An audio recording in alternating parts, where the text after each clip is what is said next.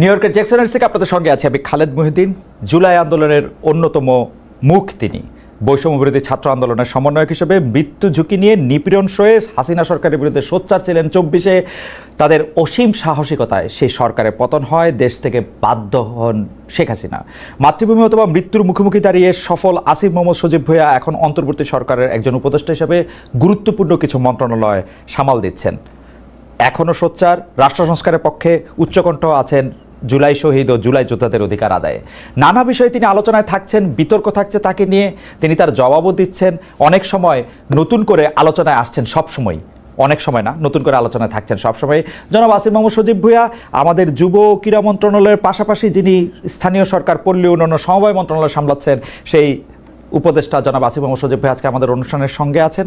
আর জনাব আসিফ মোহাম্মদ সজীব ভাই, আপনাকে আমাদের অনুষ্ঠানের পক্ষ থেকে, সবার পক্ষ থেকে স্বাগত জানাই। আপনি আমাদের সাথে যুক্ত হয়েছেন, সেজন্য আমাদের শুভেচ্ছা ও কৃতজ্ঞতা জানবেন। ধন্যবাদ। জনাব ভূঁইয়া, আমি যেহেতু আপনি এই জুলাই আন্দোলন থেকে শুরু করে, মানে এক বছর আগে যে আন্দোলনটা একটা পরিণতি পেয়েছে, সেটা থেকে শুরু করে সরকারে থাকার কারণে আপনি অনেক বিষয়ে কালের সাক্ষী, সেজন্য আপনাকে একটু শুরু থেকেই একটু শুরু করতে চাই। জনাব আসিফ মোহাম্মদ সজীব ভাই, আপনি কি করে উপদেষ্টা হলেন? মানে আমি প্রশ্নটা এরকম করে করি, আপনার নাম উপদেষ্টা হিসাবে কে প্রস্তাব করলো, বা কিভাবে আপনি উপদেষ্টা পরিষদে গেলেন? 5 আগস্টের পর যখন সরকার গঠন প্রক্রিয়া চলছিল, 5 থেকে 8 আগস্ট এই সময়টাতে, 5 আগস্টে আমরা সবাই একটা জায়গায় তো একমত ছিলাম যে প্রধান উপদেষ্টা হবেন ডক্টর মোহাম্মদ ইউনূস, কিন্তু বাকিদের বিষয়টা ঠিক ছিল না। তবে আমাদের কিংবা তখনকার যারা সমন্বয়ক, সবার একটা এক্সপেরিয়েন্স হচ্ছে, দেখা গেছে আমাদের 69-এর গণঅভ্যুত্থানে ছাত্রদের অবদান আছে, 90-এর গণঅভ্যুত্থানে ছাত্রদের গুরুত্বপূর্ণ অবদান আছে, তারা জীবন দিয়েছে। কিন্তু পরবর্তীতে দেশ গঠন প্রক্রিয়ায় বা সেটাতে ছাত্রদের অংশীদারিত্ব না থাকার কারণে দেখা গেছে যে ছাত্রদের ভাগ্যের আসলে কোনো পরিবর্তন হয় নাই। আর একটা বিষয় ছিল, সেটা হচ্ছে গণঅভ্যুত্থানের পরে আমরা যখন উপদেষ্টাদের তালিকা নিজেরাও করছিলাম, আরো বিভিন্ন জায়গা থেকে স্টেক হোল্ডারদের থেকে নিচ্ছিলাম তালিকা, তো দেখে আমাদেরও অতটা শিওর হতে পারছিলাম না, কারণ আমরা তো তাদেরকে ব্যক্তিগতভাবে চিনতাম না, আমরা হয়তো টিভিতে দেখেছি বা অনেককে দেখিও নাই। শিওর হতে পারছিলাম না যে তারা কতটুকু গণঅভ্যুত্থানকে ধারণ করে কাজ করবে। তো সেই জায়গা থেকে আমার যতদূর মনে পড়ে 6 কি 7 আগস্ট টিএসসিতে আমাদের 158 জন সমন্বয়ক সহ আরো যারা গুরুত্বপূর্ণ ভূমিকা রেখেছিল তাদেরকে নিয়ে একটা বৈঠক ছিল। তো ওই বৈঠকেই মোটামুটি সবাই প্রস্তাব করে যে আমাদের মধ্য থেকে, ছাত্রদের মধ্য থেকে উপদেষ্টা পরিষদে যাওয়া উচিত। এবং সেখানে যদিও বাকি স্টেক হোল্ডারদের থেকে, যেমন তখন সেনাবাহিনী একটা স্টেক হোল্ডার ছিল, তারপরে রাজনৈতিক দলগুলো স্টেক হোল্ডার ছিল, তো উপদেষ্টা পরিষদে যাওয়া উচিত। তো সব দিক থেকে ইয়ে হচ্ছিল যে 2 জন গেলে, তারপরে সেখানেই সবাই মিলে সিদ্ধান্ত নেয় যে নাহিদ ভাই এবং আমি উপদেষ্টা পরিষদে যাব প্রাথমিকভাবে। পরবর্তীতে তো মাহফুজ ভাই মাননীয় প্রধান উপদেষ্টার বিশেষ সহকারী হন এবং পরবর্তীতে উপদেষ্টা হন। সেটা কি 158 জন সমন্বয়ক যারা ছিলেন তারা নাম প্রস্তাব করে সেটা ঠিক করেছেন? মানে সেটা কি কোনো ভোটাভুটির মাধ্যমে? না, সমন্বয়কদের মধ্যে যারা উপস্থিত ছিলেন সবার মোটামুটি ঐকমত্যের ভিত্তিতে আমরা যাই। ওকে, উপদেষ্টাদের তালিকার কথা আপনি বলছিলেন, সেই উপদেষ্টাদের তালিকা কার কার কাছ থেকে আসছিল? আপনারা মানে এই কারা উপদেষ্টা হবেন সেই সিদ্ধান্ত কি আপনারাই নিচ্ছিলেন? মানে যারা আমরা একটা প্রক্রিয়ার মধ্য দিয়ে গিয়েছি, সে সময়টায় আমরা একটা লিয়াজো কমিটি করেছি, আপনি যদি মনে করতে পারেন। সেটার লিড দিচ্ছিলেন আমাদের বর্তমান উপদেষ্টা মাহফুজ আলম এবং আরো 4-5 জন যারা বিভিন্ন সোসাইটির বিভিন্ন সেক্টরের সাথে বিভিন্নভাবে সম্পৃক্ত, ছাত্রদের মধ্য থেকেই। তো ওনারা মিলেই বিভিন্ন স্টেক হোল্ডারদের সাথে, যেমন বিএনপির সাথে আলোচনা হয়েছে উপদেষ্টা পরিষদ নিয়ে, আমাদের মাননীয় প্রধান উপদেষ্টা ডক্টর মোহাম্মদ ইউনূস স্যার একটা লিস্ট পাঠিয়েছিলেন আমাদের কাছে, সেখান থেকে ইনক্লুড হয়েছে, স্যার নিজে অনেক ইনক্লুড করেছেন। তো সবকিছু মিলিয়ে একটা উপদেষ্টা পরিষদ প্রাথমিকভাবে গঠিত হয়েছিল, পরবর্তীতে বিভিন্ন সময় সেটা আরো বর্ধিত হয়েছে। তার মানে হচ্ছে যে আপনারা বিএনপির একটা লিস্ট, জামাতের একটা লিস্ট, প্রফেসর ডক্টর মোহাম্মদ ইউনূসের একটা লিস্ট, সবগুলি নিয়েই মোটামুটিভাবে আমরা যেটা আপনাদের কাছ থেকে জানতে পেরেছি বিভিন্ন সময়, বা উপদেষ্টারাও বলেছেন যে একটা সবগুলি নামের মধ্যে থেকে যে নামটা কমন বা যে নামটা নিয়ে বিতর্ক সবচেয়ে কম, এরকম নামগুলি আপনারা খুঁজছিলেন।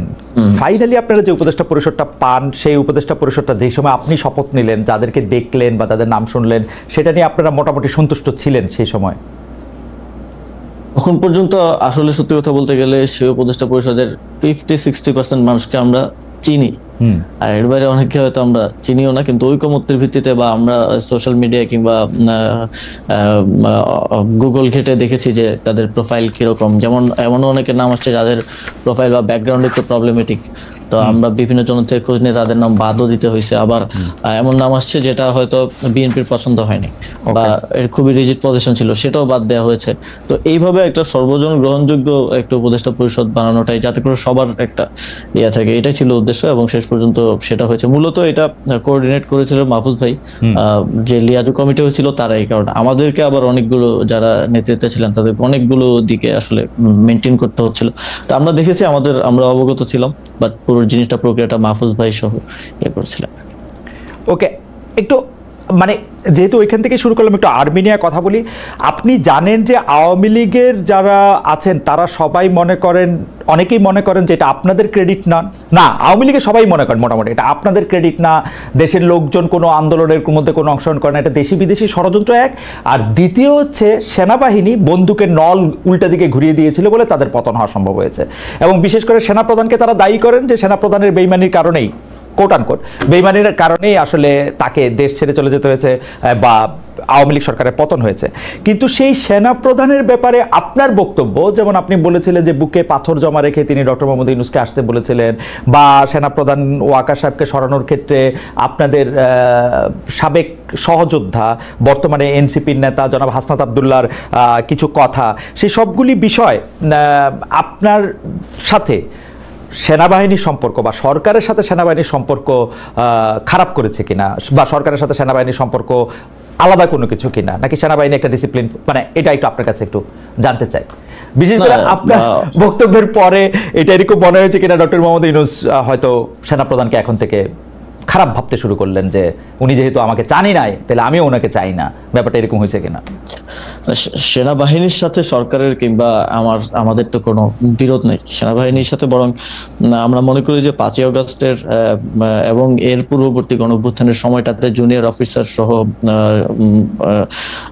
যারা আছেন তাদের একটা চাপ ছিল যে তারা কোনোভাবেই গুলি করবেন না। সেটা বিভিন্ন মাধ্যমে আমরা দেখেছি, দরবার হলের মিটিং এর ইনফরমেশন লিক হয়েছে, সেখানে আমরা দেখেছি। তো তাদের এই অবদানকে অবশ্যই আমরা স্বীকার করি।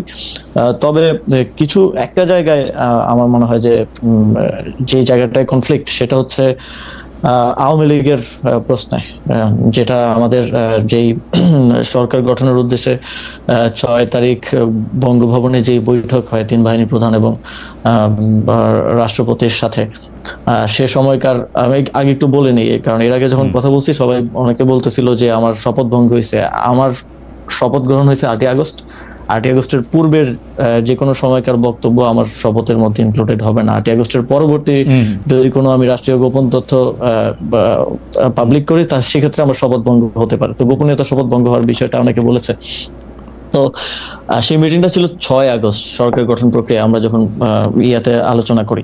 তো সেখানেই এটা আমি আমার আগের বক্তব্য বলেছি যে সেখানে এই কথাটা এসেছিল যে সেনাপ্রধান বলেছিলেন যে দেশের 30-40% মানুষ তো আওয়ামী লীগকে সাপোর্ট করে, তো যে অন্তর্বর্তীকালীন সরকার আসবে সেটার তো সবার কাছে গ্রহণযোগ্য হইতে হবে। তো আওয়ামী লীগের সেই 30-40% মানুষ তো ডক্টর মোহাম্মদ ইউনূসকে হেট করেন। তো এইটা নিয়ে আমাদের 3-4 ঘন্টার মতো প্রায় এই টপিক সহ আরো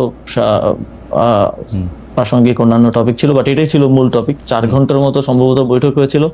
সেখানে আমরা 4 জন ছিলাম। বাইরে ছিলেন তখন আসিফ নজরুল স্যার ছিলেন, তানজিমউদ্দিন স্যার ছিলেন ঢাকা বিশ্ববিদ্যালয়ের, আরো সমন্বয়করা ছিলেন। ভেতরে আমরা 4 জন ছিলাম, আমি, নাসিরউদ্দিন পাটোয়ারি ভাই, মাহফুজ আলম ভাই আর নাহিদ ইসলাম। তো তখন মূল আলোচনার বিষয়বস্তু ছিল এটাই। এবং আমি তো আমার আগের সাক্ষাৎকারে বলেছি যে, এবং আমি এটা নিজের থেকে বানিয়ে বলি নাই যে বুকে পাথর চাপা দিয়ে মেনে নিলাম, এটা আমি ওনার বক্তব্যকে কোট করেছি। সো এবং এই বিষয়ে আমার জানা মতে কোনো রিবাটাল বা এরকম কিছু তো আসে নাই। তো সেই জায়গা থেকে আমার জায়গা থেকে আমার মনে হয়েছে যে আওয়ামী লীগের প্রতি সিম্প্যাথি থাকাটা এবং আওয়ামী লীগকে ফিরে আনার কিংবা নানা, যেমন এখন একটা কথা শুনতে পাওয়া যায় যে জাতীয় পার্টিকে প্রধান বিরোধী দল করার জন্য একটা তোড়জোড় চলতেছে।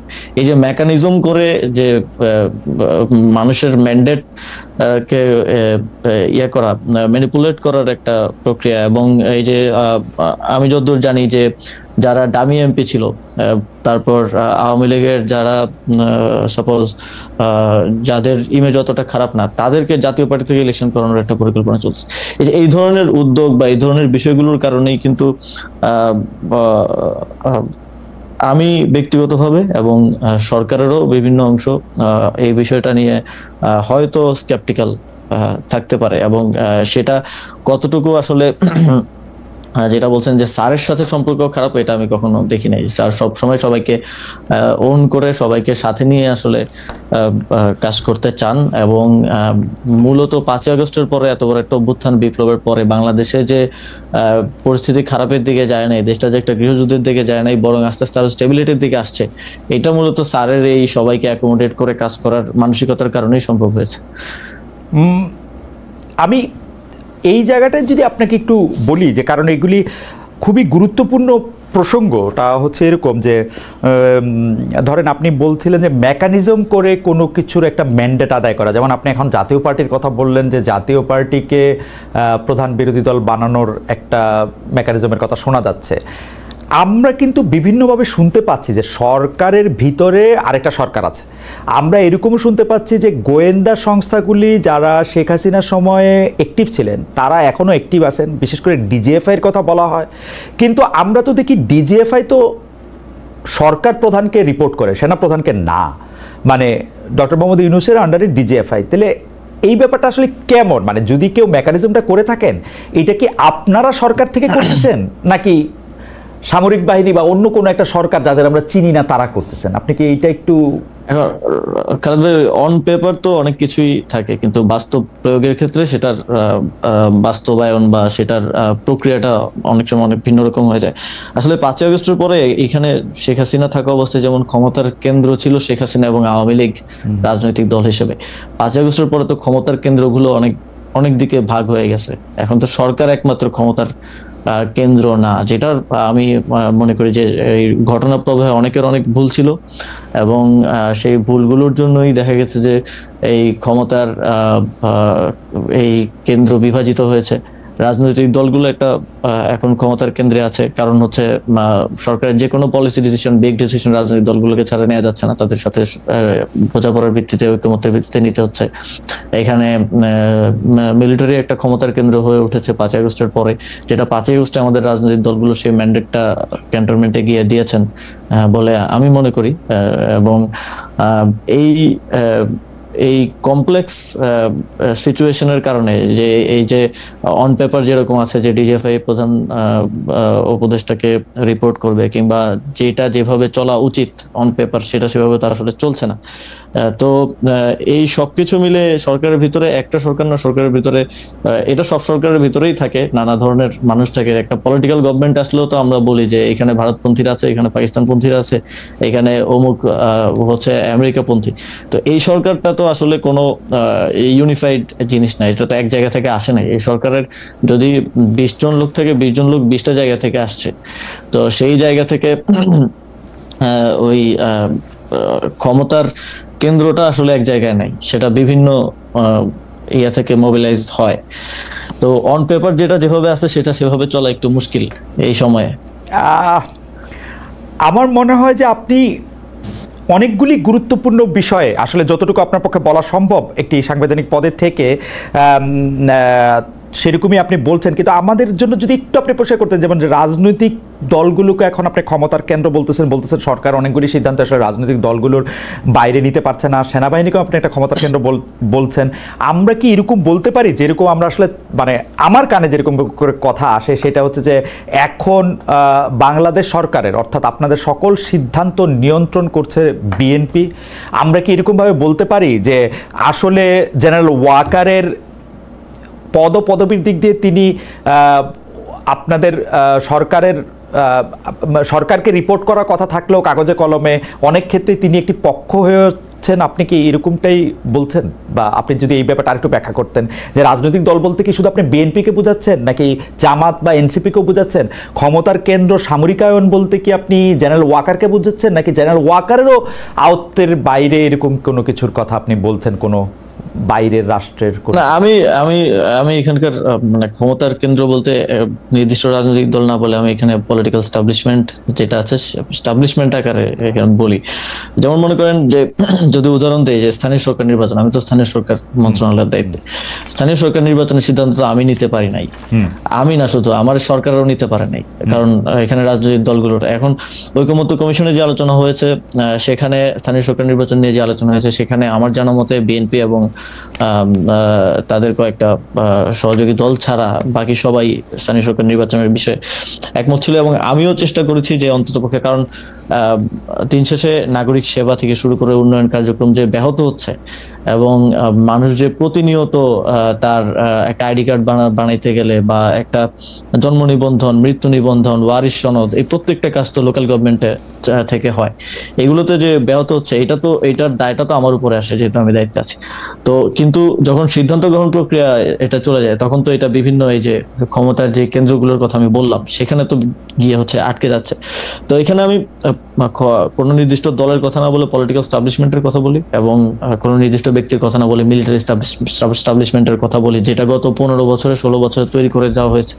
এবং আমি মনে করি যে শুধু এই সরকার না, এই সরকার তো অপেক্ষাকৃত একটা দুর্বল সরকার হিসেবে পরিচিত, এই সরকার না যে পরবর্তী পলিটিক্যাল গভর্নমেন্ট আসলো তাদের এই যে আওয়ামী যে এস্টাবলিশমেন্ট বিভিন্ন জায়গায় রয়ে গেছে এইটার জন্য ভুগতে হবে, একটা দীর্ঘ সময় তাদেরকেও ভুগতে হবে এবং এইটা সেটেল করাটা খুবই টাফ জব হবে পরবর্তী যে কোনো সরকারের জন্য। আমি আবার একটু জুলাই আন্দোলনের প্রসঙ্গে একটু আসি। আপনি জুলাই আন্দোলন নিয়ে আপনি বই লিখেছেন, কলাম লিখেছেন পত্রপত্রিকায়, কিন্তু আমরা যেটি দেখতে পাচ্ছি যে এই আন্দোলনে কার কৃতিত্ব কত বেশি সেটি নিয়ে এখন মানে কয়েকদিন পর পর নতুন করে এটি আলোচনায় আসছে। সর্বশেষ জনাব নাহিদ ইসলাম, জনাব সাদিক কাইম, মানে তিনি সমন্বয়কে ছিলেন না বা এই জাতীয় কথায় দেখা গেছে যে শিবিরের সাথেও আসলে ছাত্রদের যে দল, রাজনৈতিক দল তারা যেটি গ্রহণ করেছেন যে এনসিপির একটি দূরত্ব সৃষ্টি হয়েছে, এনসিপির দূরত্ব বিএনপির সঙ্গেও সৃষ্টি হয়েছে, এনসিপির দূরত্ব নানা কারণে জামাতের সঙ্গেও সৃষ্টি হয়েছে, এইসব মিলে এইটাকে আপনি আসলে কিভাবে দেখেন? মানে জুলাই আন্দোলনের কৃতিত্ব নিয়ে বা বাটোয়ারা নিয়ে যে এই ব্যাপারটাকে আসলে আপনি কিভাবে দেখেন? অনেক সময় সরকারেও প্রচন্ড সমালোচনা করা হচ্ছে, কোন সময় কিংস পার্টি বলে, কোন সময় এটা বলে, সেটাও যদি একটু মাথা রেখে বলেন। জি না, সবার তো মানে দৃষ্টিভঙ্গি এবং লেন্স তো একরকম না। মনে করেন আমি যখন জুলাই গণঅভ্যুত্থান সংঘটিত হয় সবচেয়ে গুরুত্বপূর্ণ 10টা দিন আমি ডিটেনশনে ছিলাম। তো ওই সময়ের স্টোরিটা আমিও আরেকজন থেকে আমার শুনতে হয়েছে বা পত্রপত্রিকায় বিভিন্ন জায়গায় আমার দেখতে হয়েছে।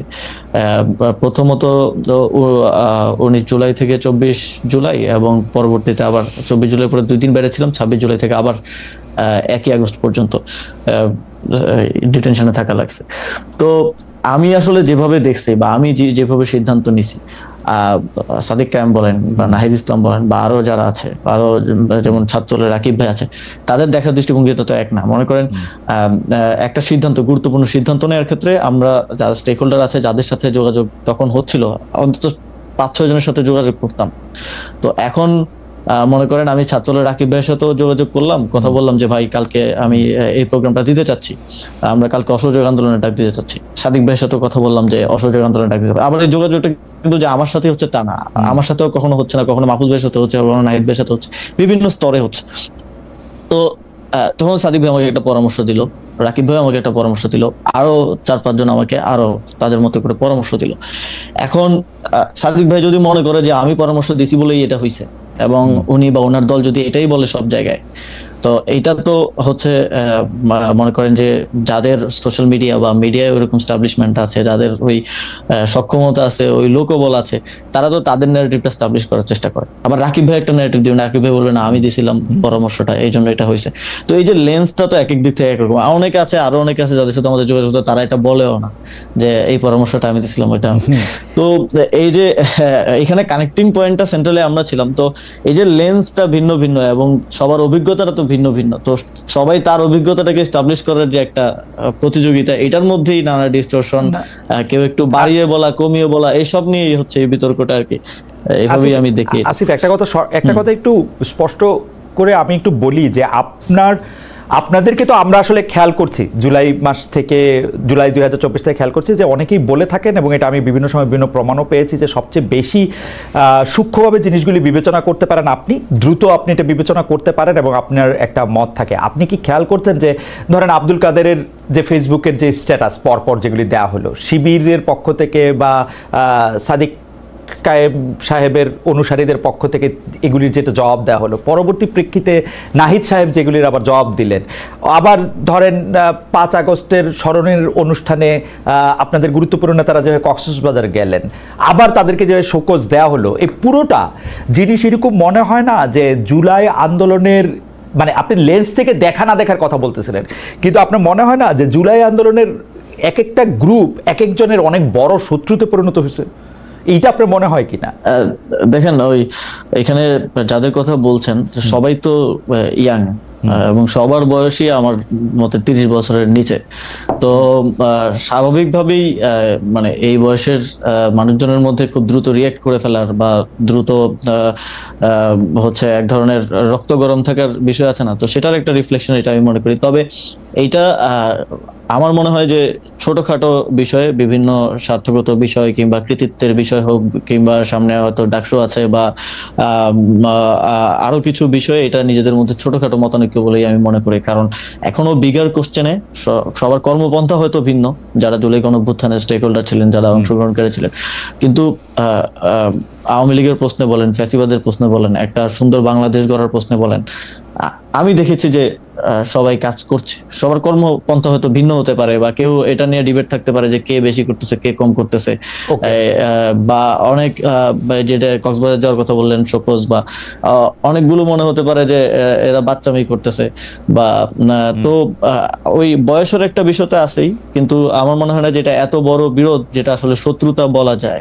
আমার মনে হয় যে আসিফ, আমি এই প্রসঙ্গ শেষ করছি এখানে। কেউ যে বলছেন যে এই বিরোধটা আসলে কোনো কিছুর বাটোয়ারা নিয়ে, অর্থাৎ যারা এটার কেন্দ্রে থাকবেন তারা চাঁদা, যদি আমি পজিটিভ অর্থও বলি, পার্টি চালানোর জন্য চাঁদা হোক বা অন্যান্য গুরুত্বের জন্য কোনো গুরুত্ব পাওয়া হোক, বা বড় নেতা ভবিষ্যতে হওয়ার জন্য এইটা গুরুত্বপূর্ণ, এইভাবে আপনি দেখেন কিনা? আপনি যেটা বললেন সেটা ঠিক আছে, বয়সের একটা, কিন্তু ওইভাবে দেখেন এই বিষয়গুলো তো আছেই। মনে করেন সবার মধ্যেও তো একটা প্রতিযোগিতা আছে, যে মনে করেন শিবির মনে করে বা জামাত মনে করে আমাদের এখান থেকে তরুণ নেতৃত্ব উঠে আসুক, তো আবার এনসিপি মনে করে যে এনসিপি মনে করতে পারে যে যেহেতু গণঅভ্যুত্থানের অধিকাংশ নেতাই এখানে, আমরাই গণঅভ্যুত্থানের একমাত্র মানে সবচেয়ে বড় স্টেক হোল্ডার। তো এইগুলো নিয়ে মতানৈক্য, মতের অমিল আছে এবং প্রতিদ্বন্দ্বিতাও হবে সামনে ছাত্র সংসদ নির্বাচন। টাকা পয়সা দিয়ে আছে কিনা সেটা একটু বলেন, যে একদম টাকা পয়সা দিয়ে আছে কিনা? আমার মনে হয় না, টাকা পয়সা আমি অন্তত দেখি নাই। এটা গুরুত্ব পাওয়া বা হচ্ছে কারো মনে হচ্ছে গ্রিভেন্স থাকে না যে আমার কথাটা বললো না, এই কথাটা বলতে গিয়ে আমি তো ওই ঐতিহাসিক প্রেক্ষাপটে ছিলাম, এই গ্রিভেন্স গুলো থেকেই বেশি এটা শুরুটাও হয়েছে এবং এটা দিন দিন বাড়ছে। তবে আমি মনে করি যে এই বিষয়গুলোতে আরো বেশি মানে যদি কমিউনিকেশন থাকে জুলাইয়ের বিভিন্ন পক্ষের মধ্যে, তাহলে আমার মনে হয় যে এই জিনিসগুলো জনসম্মুখে এরকম হাস্যকর পরিস্থিতিতে আসা থেকে আসলে ইয়া করা যায়। জনসমুখে হাস্যকর পরিস্থিতি। কিন্তু ঠিক আছে, আমি এই প্রসঙ্গ থেকে একটু অন্য প্রসঙ্গে যাই।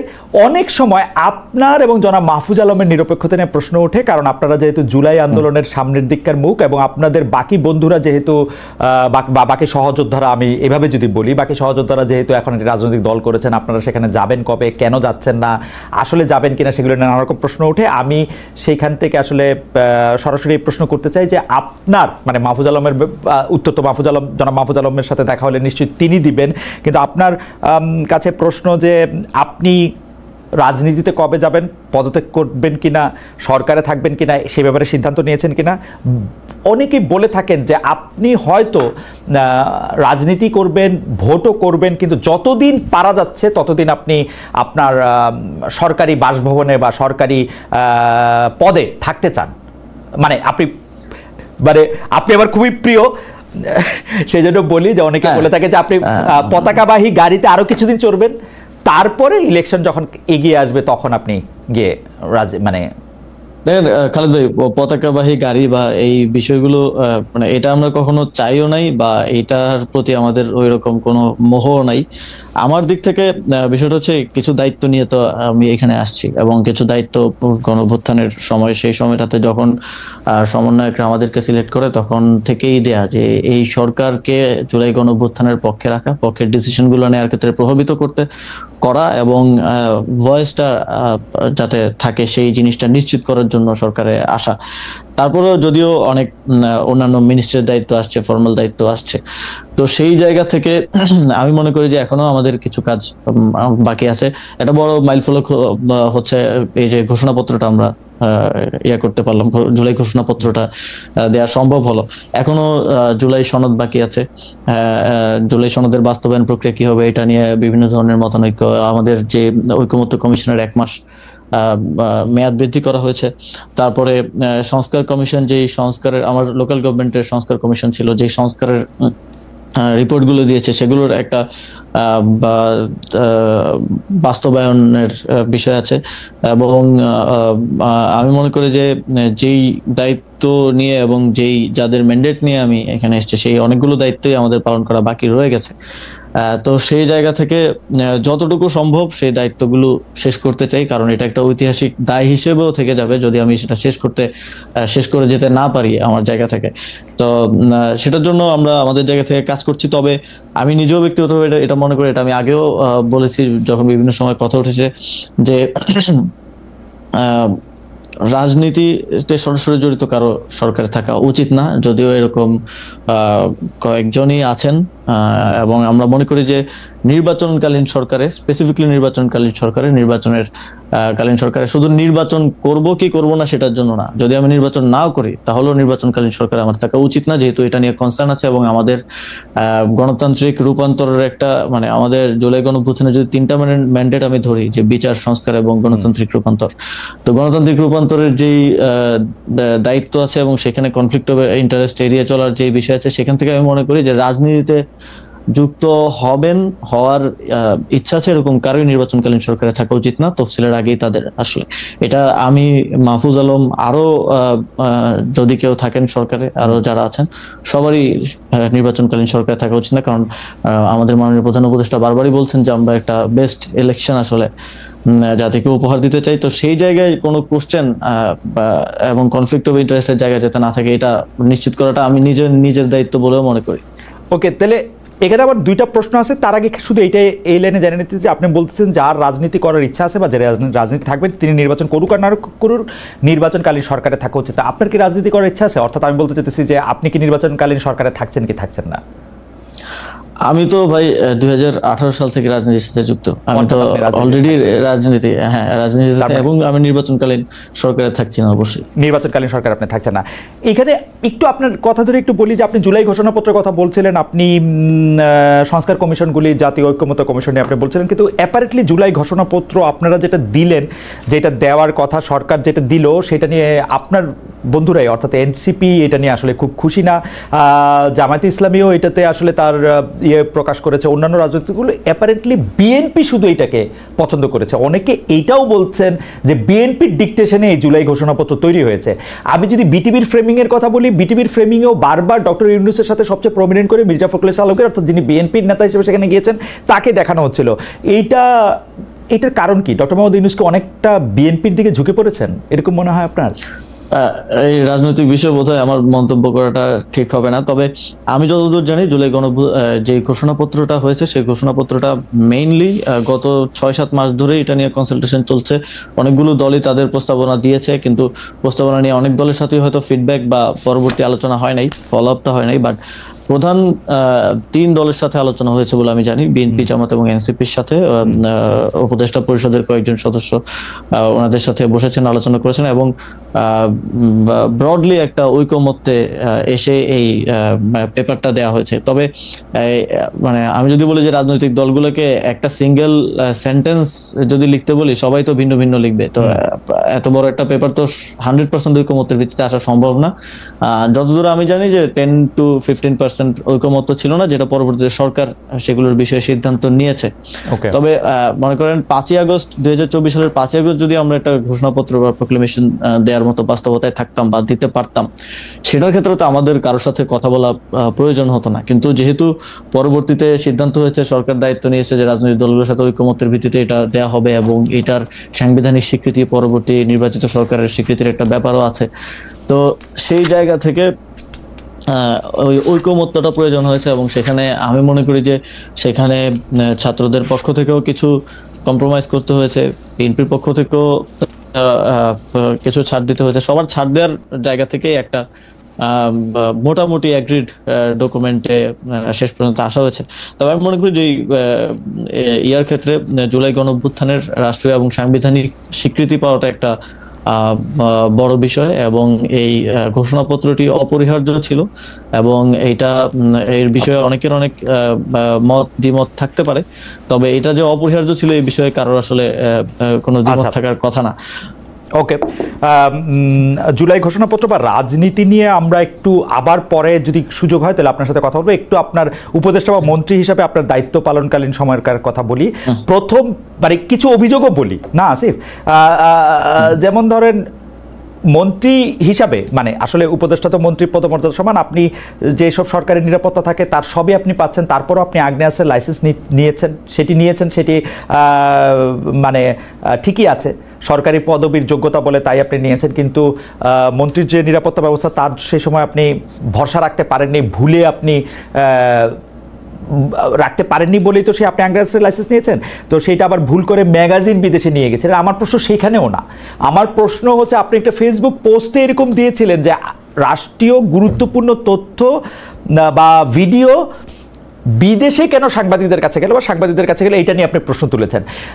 আপনার কাছে কি মনে হয় এই প্রশ্ন তোলাটা ঠিক আছে? মানে আমরা না, মানে যে কোনো সাংবাদিকই যে কোনো জায়গায় তো যে কোনো তথ্য পেতে পারেন, আপনি ওইটা আপনার কাছে একটা বড় বিষয় কেন মনে হলো যে বিমানবন্দর থেকে এই ভিডিওটা যেখানে গেছে আপনি সেটা ব্যাখ্যা দিয়েছেন, কিন্তু এটা ভুল করে গেছে, তারপরে এটা কিভাবে সেটা চলে গেছে সেটার ব্যাখ্যা আপনি দিয়েছেন, কিন্তু আপনি ভিডিওটা কেমনে গেল সেইটার ব্যাপারে আপনি কেন দৃষ্টি দিলেন?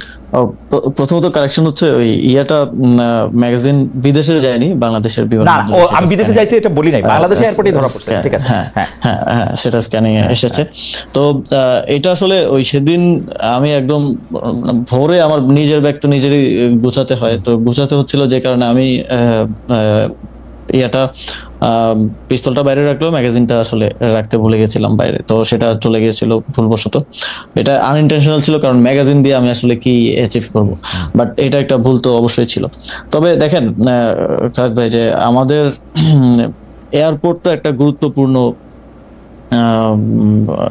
গুরুত্বপূর্ণ এবং সিকিউরড একটা জায়গা, এয়ারপোর্টের একদম বোর্ডিং এর জায়গাটায়। সেটা আমি মানে ইভেন আমি ট্রানজিটে ইস্তাম্বুল নামার কথা, ইস্তাম্বুল নামার আগে ইস্তাম্বুল নেমেই আমি দেখলাম যে সেটা সোশ্যাল মিডিয়ায় চলে আসছে। তো মানে এটা আমি একটা জায়গায় পয়েন্ট করতে চাইছি যে আসলে আমি উপদেষ্টা থাকা অবস্থাতেও সার্ভেইলেন্সের মানে আমি তো আপনাকে প্রথমেই বললাম যে ক্ষমতার কেন্দ্রগুলো তো বিভিন্ন জায়গায়, আমি উপদেষ্টা থাকা অবস্থায় আমার প্রতি যে ধরনের সার্ভেলেন্স করা হয় এবং মানে সরকারের দায়িত্ব থেকে রাষ্ট্রের সার্ভেলেন্সের না, আমি একটু জানতে চাই এই সার্ভেলেন্সটা কি আপনার আনন্দ দেয় না? মানে প্রায় একই রকম সার্ভেলেন্সে মার্কিন রাষ্ট্রপতিও থাকেন, মানে যারা যত বেশি গুরুত্বপূর্ণ তারা তত বেশি সার্ভেলেন্সে থাকেন। আপনি তো আর চুরি করতেছেন না, আপনি তো আর ডাকাতি করতেছেন না, আপনি সার্ভেলেন্সে থাকলে কি অসুবিধা? না, সার্ভেলেন্স থাকলে তো অসুবিধা না, কিন্তু এটাকে তো আপনার নেগেটিভলি ফ্রেমিং, মনে করেন আমি কোথাও একটা খেতে গেলাম, হ্যাঁ, তো এটা তো আমার জন্য একটা দৈনন্দিন জিনিস, আমি তো খাইতে যাইতেই পারি, এই স্বাধীনতা তো আমার থাকা উচিত, কিন্তু এইটাকেও তো ভিন্ন ভাবে ফ্রেমিং করা। আমি কয়েকদিন আগে একটা ইয়াতে একটা পোস্ট দেখলাম যে আমি এক জায়গায় বসে আমরা মানে 4-5 জন খাইতেছি, তো একটা গুমনাম পেজ, বাট এটা আমাকে নিয়ে পোস্ট দেওয়ার কারণে ওই পোস্টটা ভালো রিচ হয়েছিল। তো ওইখানে কিন্তু না, আপনি খাইতে গেছিলেন হচ্ছে আপনার ওই বন্ধুদের সাথে যারা এখন এনসিপি নামক রাজনৈতিক দলটার সাথে সব। না না না না, ওরা ওইটা না, ওরা ওই ওরা ছাত্র অধিকার পরিষদ আমার সাথে ছিল, পরবর্তীতে ওরা বাকচাষের এখন গণতান্ত্রিক ছাত্র সংসদের সাথে। হ্যাঁ, তো মানে ওইখানে টেবিলের মধ্যে শুধু পানির বোতল ছিল, কিন্তু ওই পোস্টে উল্লেখ করা হয়েছে যে আসিফ মাহমুদ হচ্ছে মদ খেয়ে, আসিফ মাহমুদের সহযোগী মাতালে। তো এটা যে ফ্রেমিং করাটা হচ্ছে, যে সার্ভেলেন্স করে এটাকে ফ্রেমিং করা, তো এইটা তো প্রবলেমেটিক এবং এটা এক ধরনের পারসেপশন তৈরি করে। প্রত্যেকটা জিনিস তো আপনি বা আমি বসে বসে উত্তর দিতে পারবো না। না, আপনার কাছে কি এটা মনে হয় না যে ধরেন আপনি বাংলাদেশে, মানে আমি সাংবাদিকতা করি বলে আমি দেখি যে বাংলাদেশে যে কয়জন একজন তারকা আছেন, আপনি তার মধ্যে সবচেয়ে বড় তারকাদের একজন এখন, সেটা জুলাই আন্দোলনের জন্য হোক, পরে আবার সরকারে যাওয়ার কারণে হোক, সেজন্য এই ধরনের ইয়া তো থাকারই কথা। কিন্তু আপনার ইঙ্গিতে কি এইটা ছিল যে এই সার্ভেলেন্সটা সরকারের ভিতরে যে অনেকগুলি কেন্দ্র বা সরকার তাদের কেউ করতেছে? আমি আরো সরাসরি বলি, এটা কি কোনো গোয়েন্দা সংস্থাকে আপনি ইঙ্গিত করেছিলেন? হ্যাঁ, আমি এর আগেও বলছি যে কিছু রিপোর্টের ব্যাপারে আমি একটা সংবাদ সম্মেলনে বলতে গিয়ে বলছিলাম যে আমাকে হাউস থেকে যোগাযোগ করে বলা হয়েছে যে এইটা তো আমাদেরকে চাপ দিছে করার জন্য, এবং এটা টেক্সটটা হুবহু আমি হাউসে ফোন করে জিজ্ঞেস করছিলাম যে আপনারা যে একটা নাম্বার লিখলেন এখানে, এটা কিসের রেফারেন্সে লিখছেন? আপনাদের ইয়াতে তো রিপোর্টে তো লেখা জানা গেছে, জনশ্রুতি আছে, কিসের রেফারেন্স আপনারা লিখলেন? তখন বললো এটা আমাদেরকে একটা গোয়েন্দা সংস্থা থেকে দিয়ে চাপ দেওয়া হয়েছে এটা রিপোর্ট করার জন্য। তো এই যে এইটা তো সরাসরি আছে, আমি সরাসরি কয়েকবার বিভিন্ন জায়গায় বলছি, এবং এইটাকে এই মানে আমরা এমন একটা কমপ্লেক্স সিচুয়েশনের মধ্যে আছি যেখানে আসলে আমার কোনো প্রতিষ্ঠানও আমার বিরুদ্ধে আসলে কাজ করছে কিনা এইটাও আসলে বোঝা অনেক সময় মুশকিল হয়ে যায় আর কি।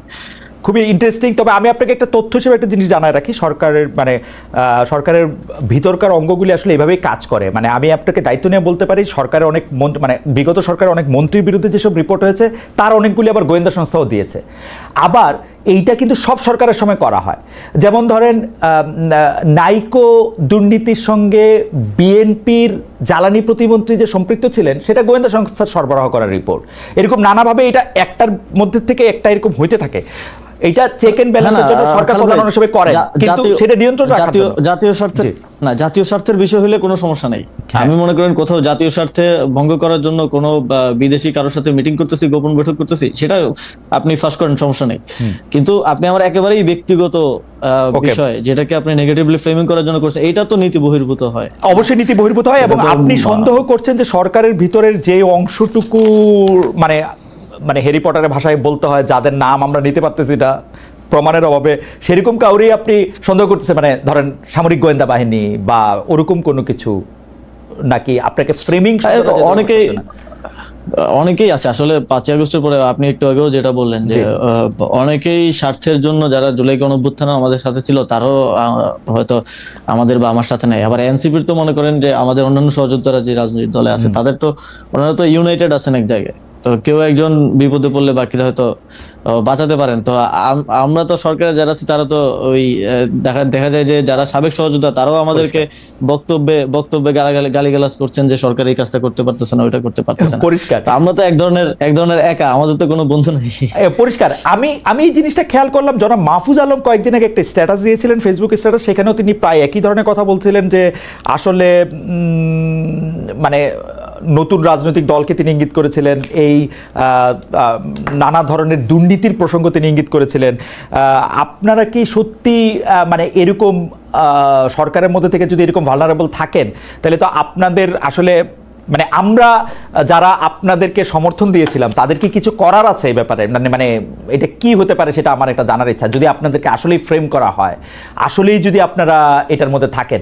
আমি অবশ্য মানে আপনাদের বিরুদ্ধে অভিযোগগুলিও আমি একটু বলতে চাই। আপনি কি মনে করেন যে মানে আমাদের, আপনি এক দুই লাইনে বলবেন যে এখানে আমরা আসলে কি করতে পারি? যেমন ধরেন সরকারের কোনো একটি গোয়েন্দা সূত্র যদি বরাত দিয়ে এটি জানায়, যাদেরকে আমরা হুইসেল ব্লোয়ার বলি, আপনার বিরুদ্ধেও কোনো খবর যখন করে বা তথ্য যখন দেয়, তখন আমি এটা ছাপবই কিন্তু বা প্রকাশ করতেই চাইবো। কিন্তু আপনি যদি মনে করেন যে এটা ফ্রেমিং করা হচ্ছে, সেখানে সাংবাদিক হিসেবে আমার আসলে করারটা কি আসলে? মানে আমরা না, আপনার যদি মনে হয় যে এই তথ্যটা সঠিক, আপনি অবশ্যই আপনার ইনভেস্টিগেশনও করবেন, আপনি অবশ্যই এটা ভেরিফাই করবেন, তাহলে আপনি অবশ্যই ছাড়বেন। এবং সেটা যদি আপনার জার্নালিজমের নর্মসের মধ্যে পড়ে যে ঠিক আছে এটা জাতীয় স্বার্থের বিষয় বা এর কোনো দুর্নীতির প্রমাণ, তাহলে তো অবশ্যই ছাড়বেন। কিন্তু যেটা একেবারেই ব্যক্তিগত বিষয়গুলোকে নিয়ে যেভাবে ফ্রেমিং করা হয়, কিংবা এই যে রেফারেন্সলেস ভাবে নিউজ করা, এবং এই যে হাওয়া থেকে বিভিন্ন ইনফরমেশন আসলে ছড়ানো, যেটা হচ্ছে আপনার কাছে হয়তো টিভি চ্যানেল আছে বা আপনার কাছে সেই সক্ষমতা আছে, সেই এস্টাবলিশমেন্ট আছে বলেই যে সেটা করবেন, এটা তো অনুচিত। যেমন মনে করেন যদি বাংলা ভিশনের লাস্ট যে রিপোর্টটা আমাকে নিয়ে, বিশেষ করে আমার বাবাকে নিয়ে করা হলো, এটার বিষয়ে যদি আমি বলি যে আপনিও তো দেখছেন, আপনি একজন জার্নালিস্ট হিসেবে, আমি এটা প্রসঙ্গে আলাদা করে আসবো, কারণ এই ব্যাপারগুলি আপনি আসলে বাংলা ভিশন, ইশরাক আহমেদ, তার মালিক, তার নানা রকম বিষয়ে জড়িয়ে গেছে, সেটা আমি একটু ধারাবাহিকভাবে আসি, এটা আপনি একটু রাখুক, এখানে থাকুক, কারণ আমি এটাতে আপনাকে প্রশ্নই করতে চাই। আমাদের অনেক দর্শক আপনি আসবেন শুনে এইসব প্রশ্নগুলি আমাকে করতে বলেছেন, আমি এই প্রশ্নগুলি করবো আপনার বাবাকে নিয়ে, আপনার এপিএস হ্যান ত্যান এগুলি নিয়ে, এগুলি আমি করবো। কিন্তু আমি একটু আসি, আমার কাছে এর আগে যেটি জানার দরকার, গোপালগঞ্জে যেদিন এনসিপির কেন্দ্রীয় নেতারা আক্রান্ত হলেন, সেদিন আপনি ঢাকার পুলিশ কন্ট্রোল রুমে বসেছিলেন স্বরাষ্ট্র উপদেষ্টার সঙ্গে, এবং সেটার ফেসবুক পোস্টে আমরা এটা ছবিও দেখেছি। জনাব আসিফ মাহমুদ সজীব ভাই, এই ছবিটা আমার ভালো লাগে নাই। এইটা যে আমার ভালো লাগে নাই, এইটা আমি আমার বিভিন্ন কথা আমি বলতেও চেষ্টা করেছি, জানতেও চেষ্টা করেছি। আজ আপনাকে পেলাম, তাই আপনার কাছে একটু জানতে চাই, আপনি কোন ক্ষমতা বলে সে একটা কন্ট্রোল রুমে বসেছিলেন এবং আপনি কি নির্দেশ কাকে দিচ্ছিলেন যে মানে এটা করতে হবে বা ওইটা করতে হবে, এরকম কি নির্দেশ আপনি দিয়েছিলেন? আমি কাউকে কোনো নির্দেশ দিচ্ছিলাম না। আমি সেখানে একটু মানে মূলত আমি হচ্ছে সরকারের আইন শৃঙ্খলা বিষয়ক যে উপদেষ্টা কমিটি, সেই কমিটির সদস্য, এবং সেটা হিসেবে আইন শৃঙ্খলা বিষয়ক ইয়াতে আমার থাকার ক্ষেত্রে ফর্মাল আসলে অফিসিয়াল কোনো বাধা নাই।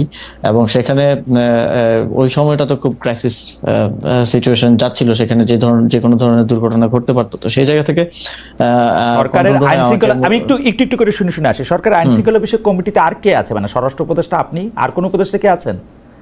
হ্যাঁ, আরো প্রায় এটা হয়তো 12 জন উপদেষ্টার আইন শৃঙ্খলা বিষয়ক কমিটি। মানে আইন শৃঙ্খলা বিষয়ক কমিটির সব উপদেষ্টাই মোটামুটি সদস্য নাকি 12-13 জন সদস্য?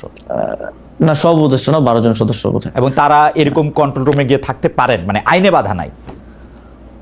না, ফর্মালি তো এতে কোনো আসলে বাধা নাই। আমি তো সরাসরি কোনো নির্দেশনাও দিচ্ছিলাম না, যেটা স্বরাষ্ট্র উপদেষ্টা নির্দেশনা দিচ্ছিলেন, আমি সেখানে কোঅর্ডিনেশন করার চেষ্টা করছিলাম। যেমন মনে করেন এই যে পুলিশ পাঠানো হবে, কিন্তু পদ্মা সেতুর সামনে বৈষম্য বিরোধী ছাত্র আন্দোলনের লোকজন অবরোধ করে রাখছে, পুলিশ যেতে পারছে না। তো এই কারণে এই কোঅর্ডিনেশনটার জন্য স্বরাষ্ট্র উপদেষ্টা তিনি আমাকে ফোন করেছিলেন, আমি গিয়েছিলাম। এবং ওদের সাথে যেহেতু আমার যোগাযোগ আছে, পূর্ব পরিচিতি আছে, তো ওদেরকে বলে তখন ওই কোঅর্ডিনেশনটা করা, যাতে করে সেখানকার ওই পরিস্থিতি সামাল দেওয়ার ক্ষেত্রে কোনো ধরনের বাধা তৈরি না হয়। এই ছবিটি কে তুলেছিল? আপনার কোনো সহকারী? মানে কে পোস্ট করেছিল? এই ছবিটির উৎস কি? এই ছবিটা আমার সাথে থেকে কেউ তুলেছিল এবং আমার পেজে হয়তো আপনি, হ্যাঁ, যে আপনার পেজে এটা পোস্ট করেছিলেন কি আপনি এটা জানাতে যে মানে আপনি খুব পাওয়ারফুল একজন উপদেষ্টা, আপনি ইচ্ছা করলে? না, এটা পোস্ট করা হয়েছিল যে সরকার এটা নিয়ে কাজ করতেছে। তখন এই ধরনের একটা ইয়া চলছিল যে সরকার কিছু করতেছে না, এখানে মানুষগুলো মারা যেতে পারে। তো অ্যাটলিস্ট গভর্নমেন্টেরও তো একটা ইয়া থাকা উচিত, সেই জায়গা থেকে যে গভর্নমেন্ট ইজ ওয়ার্কিং এবং গভর্নমেন্ট ইজ কনসার্ন। মানে এটা আপনার মাসল দেখানো না তো, আপনার পিস্তলের ম্যাগাজিন দেখানো বা পিস্তলের গুলি দেখানো না? এটা কোনোভাবেই না। এবং ইয়াতে মানে ওইটাও তো ম্যাগাজিন তো দেখানোর জন্য না, আমি নিজেও বিব্রত। আচ্ছা, কিন্তু ওই ছবিটা আপনি পোস্ট করেছিলেন এই কারণে না তো, দেখো যে আমি কিন্তু I'm here, I'm on the chair, আমি ওরকম বলার জন্য না তো? না, মানে আছে না একটা না, আমার মনে হয় যে এই সরকারের একটা দুর্বলতার জায়গা হচ্ছে সরকারের কমিউনিকেশন আসলে একটু কম। দেখা যায় আওয়ামী লীগের সময় আমরা দেখেছি যে কাজ যতটুকু করতে এর থেকে বেশি বলতো। তো এই সরকারের কমিউনিকেশনটা এই সরকারের একটা বড় দুর্বলতা, যে অনেক কাজ হচ্ছে কিন্তু সেগুলোর কমিউনিকেশন হচ্ছে না। মানুষ ভাবতেছে যে আমার কাছে মনে হয় যে আমাদের প্রেস সচিব, আমাদের সিনিয়র সাংবাদিক শফিক ভাই বেশ ভালোই করছেন, সরকার যতটুকু করছে তাতে। শফিক ভাই তো করছেন, শফিক ভাই তো মাননীয় প্রধান উপদেষ্টার প্রেস সচিব। সরকারে তো আরো 22-24 জন উপদেষ্টা আছেন, উপদেষ্টার বিশেষ সহকারীগণ আছেন। আপনি কয়জনকে আসলে মিডিয়াতে দেখেন? আচ্ছা, এটা কে ঠিক করে জনাব আসিফ? যে আমি এটা উনাকে জিজ্ঞেস করছিলাম যে আপনার তো 22 জন উপদেষ্টা আছে, উনার অফিসে জিজ্ঞেস করছিলাম, আসলে ডেপুটি প্রেস সেক্রেটারির সাথে কথা হচ্ছিল যে 22 জন উপদেষ্টা আছে, যে এর মধ্যে আপনি কোন উপদেষ্টার কাজকে সামনে আনবেন, কোন কাকে পিছনে আনবেন? কারণ আমরা দেখি মাঝে মাঝে উপদেষ্টাদের কথাও প্রেস উইং থেকে বলা হয়, কিন্তু কার কথা কিভাবে বলা হবে এটা কি মানে ক্যাবিনেটে বসে আপনারা ঠিক করেন, নাকি ডক্টর ইউনূস নির্দেশ দেন যে এদের কথা বলবেন বা আমার কথা বলবেন? না, এটা হচ্ছে মাঝে মধ্যে হয়তো দেখেন যে ইয়ার সাথে শফিক ভাইয়ের সাথে সংবাদ সম্মেলন উপদেষ্টারাও থাকেন। তো কনসার্ন যেই মন্ত্রণালয়ের কাজ হয়, যেমন আমার মন্ত্রণালয়ে একটা আইন পাস হলো, সেটার বিষয়ে ব্রিফ করার জন্য আমি ওনার সাথে গেলাম, বা অন্য কারো কনসার্ন। তবে আমি দেখেছি যে উপদেষ্টার মধ্যে বেশিরভাগের মধ্যেই একটা মানে প্রচার বিমুখতা আছে, এবং স্বাভাবিকও। ওনারা তো আর পলিটিক্স করা বা ওনারা তো সামনে আসার যে পলিটিক্যাল গভর্নমেন্টের মধ্যে যে ড্রাইভটা থাকে যে আমি কাজ করছি এটা দেখাইতে হবে, এই যে একটা দায়ের জায়গা থাকে, তো এইটা তো ওনাদের নাই। সেই জায়গা থেকে কমিউনিকেশন গ্যাপ আছে। তো সেই জায়গা থেকেও মাঝে মধ্যে দেখা যায় যে মাঝে মধ্যে আমি চেষ্টা করি যে কমিউনিকেট করার, কারণ দেখা যায় যে এখন রিয়াকশনটা খুব দ্রুত হয়। এখন আওয়ামী লীগের আমলের মতো না, কিছু একটা ঘটলেই দেখা যায় যারা কনসার্ন আছে, এখন নাগরিকদের মধ্যে সচেতনতা বৃদ্ধি হয়েছে, স্টুডেন্টদের মধ্যে সচেতনতা বৃদ্ধি হয়েছে, খুব দ্রুত দেখবেন যে মাঠে নেমে চলে আসছে। তো ঠিকমতো কমিউনিকেশন না হওয়াটাও এই রিয়াকশনের একটা বড় কারণ বলে আমি মনে করি। তো এইগুলো ম্যানেজ করার জন্য আমার মনে হয় যে কমিউনিকেশনটা প্রয়োজন, সেই জায়গা থেকেই সেই বিষয়টা পোস্ট করা। ওকে, আমি আইন উপদেষ্টা ডক্টর আসিফ নজরুল আমাদের অনুষ্ঠানে এসেছিলেন, তখন তিনি আমার একটি প্রশ্নের জবাবে বলেছিলেন যে চট্টগ্রামের মেয়র শাহাদাত সাহেব কেন মেয়রের দায়িত্ব পেলেন, দক্ষিণ ঢাকার ইশাক সাহেব কেন পেলেন না? তখন তিনি আমার মানে প্রশ্নের পর প্রশ্নের জবাবে তিনি বলেছিলেন যে এইটা চট্টগ্রামের ক্ষেত্রে সেই সময়কার যে স্থানীয় সরকার উপদেষ্টা ছিলেন জনাব এফ হাসান আরিফ, তার কারণেই চট্টগ্রাম সিটিতে মেয়র হিসেবে দায়িত্ব পেলেন, কারণ তিনি একটি লিনিয়েন্ট ভিউ নিয়েছিলেন তার মেয়র পদে বসার ক্ষেত্রে, যেটা জনাব আসিফ নেন নাই। সেই জন্য ব্যাপারটার ক্ষেত্রে তিনি এটার মধ্যে সিদ্ধান্ত দিতে চান নাই। সার্বিকভাবে বিএনপির সিনিয়র নেতারা কিন্তু অভিযোগ করেন যে আপনি গায়ের জোরে আসলে জনাব ইশাককে বসতে দেন নাই। তো আপনি কি মনে করেন যে সপ্তাহ 10 দিন বা 15 দিনের জন্য জনাব ইশাক মেয়র হলে সেটা কি মানে আপনি এটাকে পার্সোনালি নিয়েছেন কিনা বা নিয়েছেন কিনা, মানে এটা আপনার গায়ের জোরের ব্যাপারটা আসছে? হ্যাঁ, প্রথমত খালেদ ভাই পার্সোনালি নেওয়ার তো এখানে সুযোগ নাই। এখানে এই ধরনের জনগুরুত্বপূর্ণ ইস্যুর সিদ্ধান্ত সরকারের সর্বোচ্চ পর্যায় থেকেই আসে, এবং এইখানে পার্সোনালি কোনো ডিসিশন নিয়ে তো আমি মানে নিজে ঝুঁকি নিতে চাইবো না। তো এই বিষয়ে সিদ্ধান্ত উপদেষ্টা পরিষদ এবং ফর্মালি ইনফর্মালি উপদেষ্টা পরিষদ থেকেই মানে হয়েছে, এবং তখন আইনি জটিলতা ছিল অনেকগুলো, যেটা আপনিও জানেন। এবং তখন এই যেহেতু আমি এই মন্ত্রণালয়ের দায়িত্ব অন্য যে কেউ থাকলে তাকেও উপদেষ্টা পরিষদের সিদ্ধান্তই বাস্তবায়ন করতে হতো। এবং আপনি যদি ইশাক ভাইয়েরও লাস্ট দু একটা প্রেস ব্রিফিং এ উনি নিজেও বলেছেন যে এটা উপদেষ্টা পরিষদের সিদ্ধান্ত, ডক্টর মোহাম্মদ ইউনূসকে ভুল বোঝানো হয়েছে, উপদেষ্টা পরিষদ ভুল বুঝাইছে। তো উনি কিন্তু নিজেও বলেছেন। তো সেই জায়গায় আমার একক স্বেচ্ছাচারী ভাবে এই ডিসিশন নেওয়ার আসলে না কোনো ইয়াটা কোথায় আসে মানে শাহাদাত যখন মেয়র হন তখন হাসান আরিফ ছিলেন, ইশাক যখন মেয়র হতে পারেন নাই তখন আসিফ সাহেব ছিলেন। সেই জন্য মনে হয় যে এখানে আসিফ সাহেব কোনো কিছু করেছেন কিনা। না, এটা হাসান আরিফ স্যার হয়তো সেই সময়টার কথা আমার ঠিক মনে নেই, এটা হয়তো তিনি উপদেষ্টা পরিষদে আনেন নাই, কিংবা ওই বিষয়ে এত বেশি আইনি জটিলতাও ছিল না। তো উপদেষ্টা পরিষদে যখন যায় তখন আমার তো মানে স্টেশনের দায়িত্বে থাকা জায়গা থেকে হচ্ছে আমার ওই সিদ্ধান্তটা বাস্তবায়ন করাটা হচ্ছে আমার দায়িত্ব। এবং যেহেতু এখানে আইনি জটিলতা ছিল, একই সাথে এই সিদ্ধান্ত বাস্তবায়নের ক্ষেত্রে আমাদের আসিফ নজরুল স্যারও সহযোগিতা করছেন, অ্যাটর্নি জেনারেলও এইটার ক্ষেত্রে আইনি পরামর্শ দিয়েছেন আমাদেরকে। তো এটা যে এককভাবে আসিফ মাহমুদের, এটা রাজনৈতিক কারণে অনেক সময় বলা হয়ে থাকে, রাজনৈতিক প্রতিপক্ষ আমাকে অনেকে মনে করতে পারেন তারা সেভাবে অ্যাটাক করতে পারেন, কিন্তু শেষ পর্যন্ত তো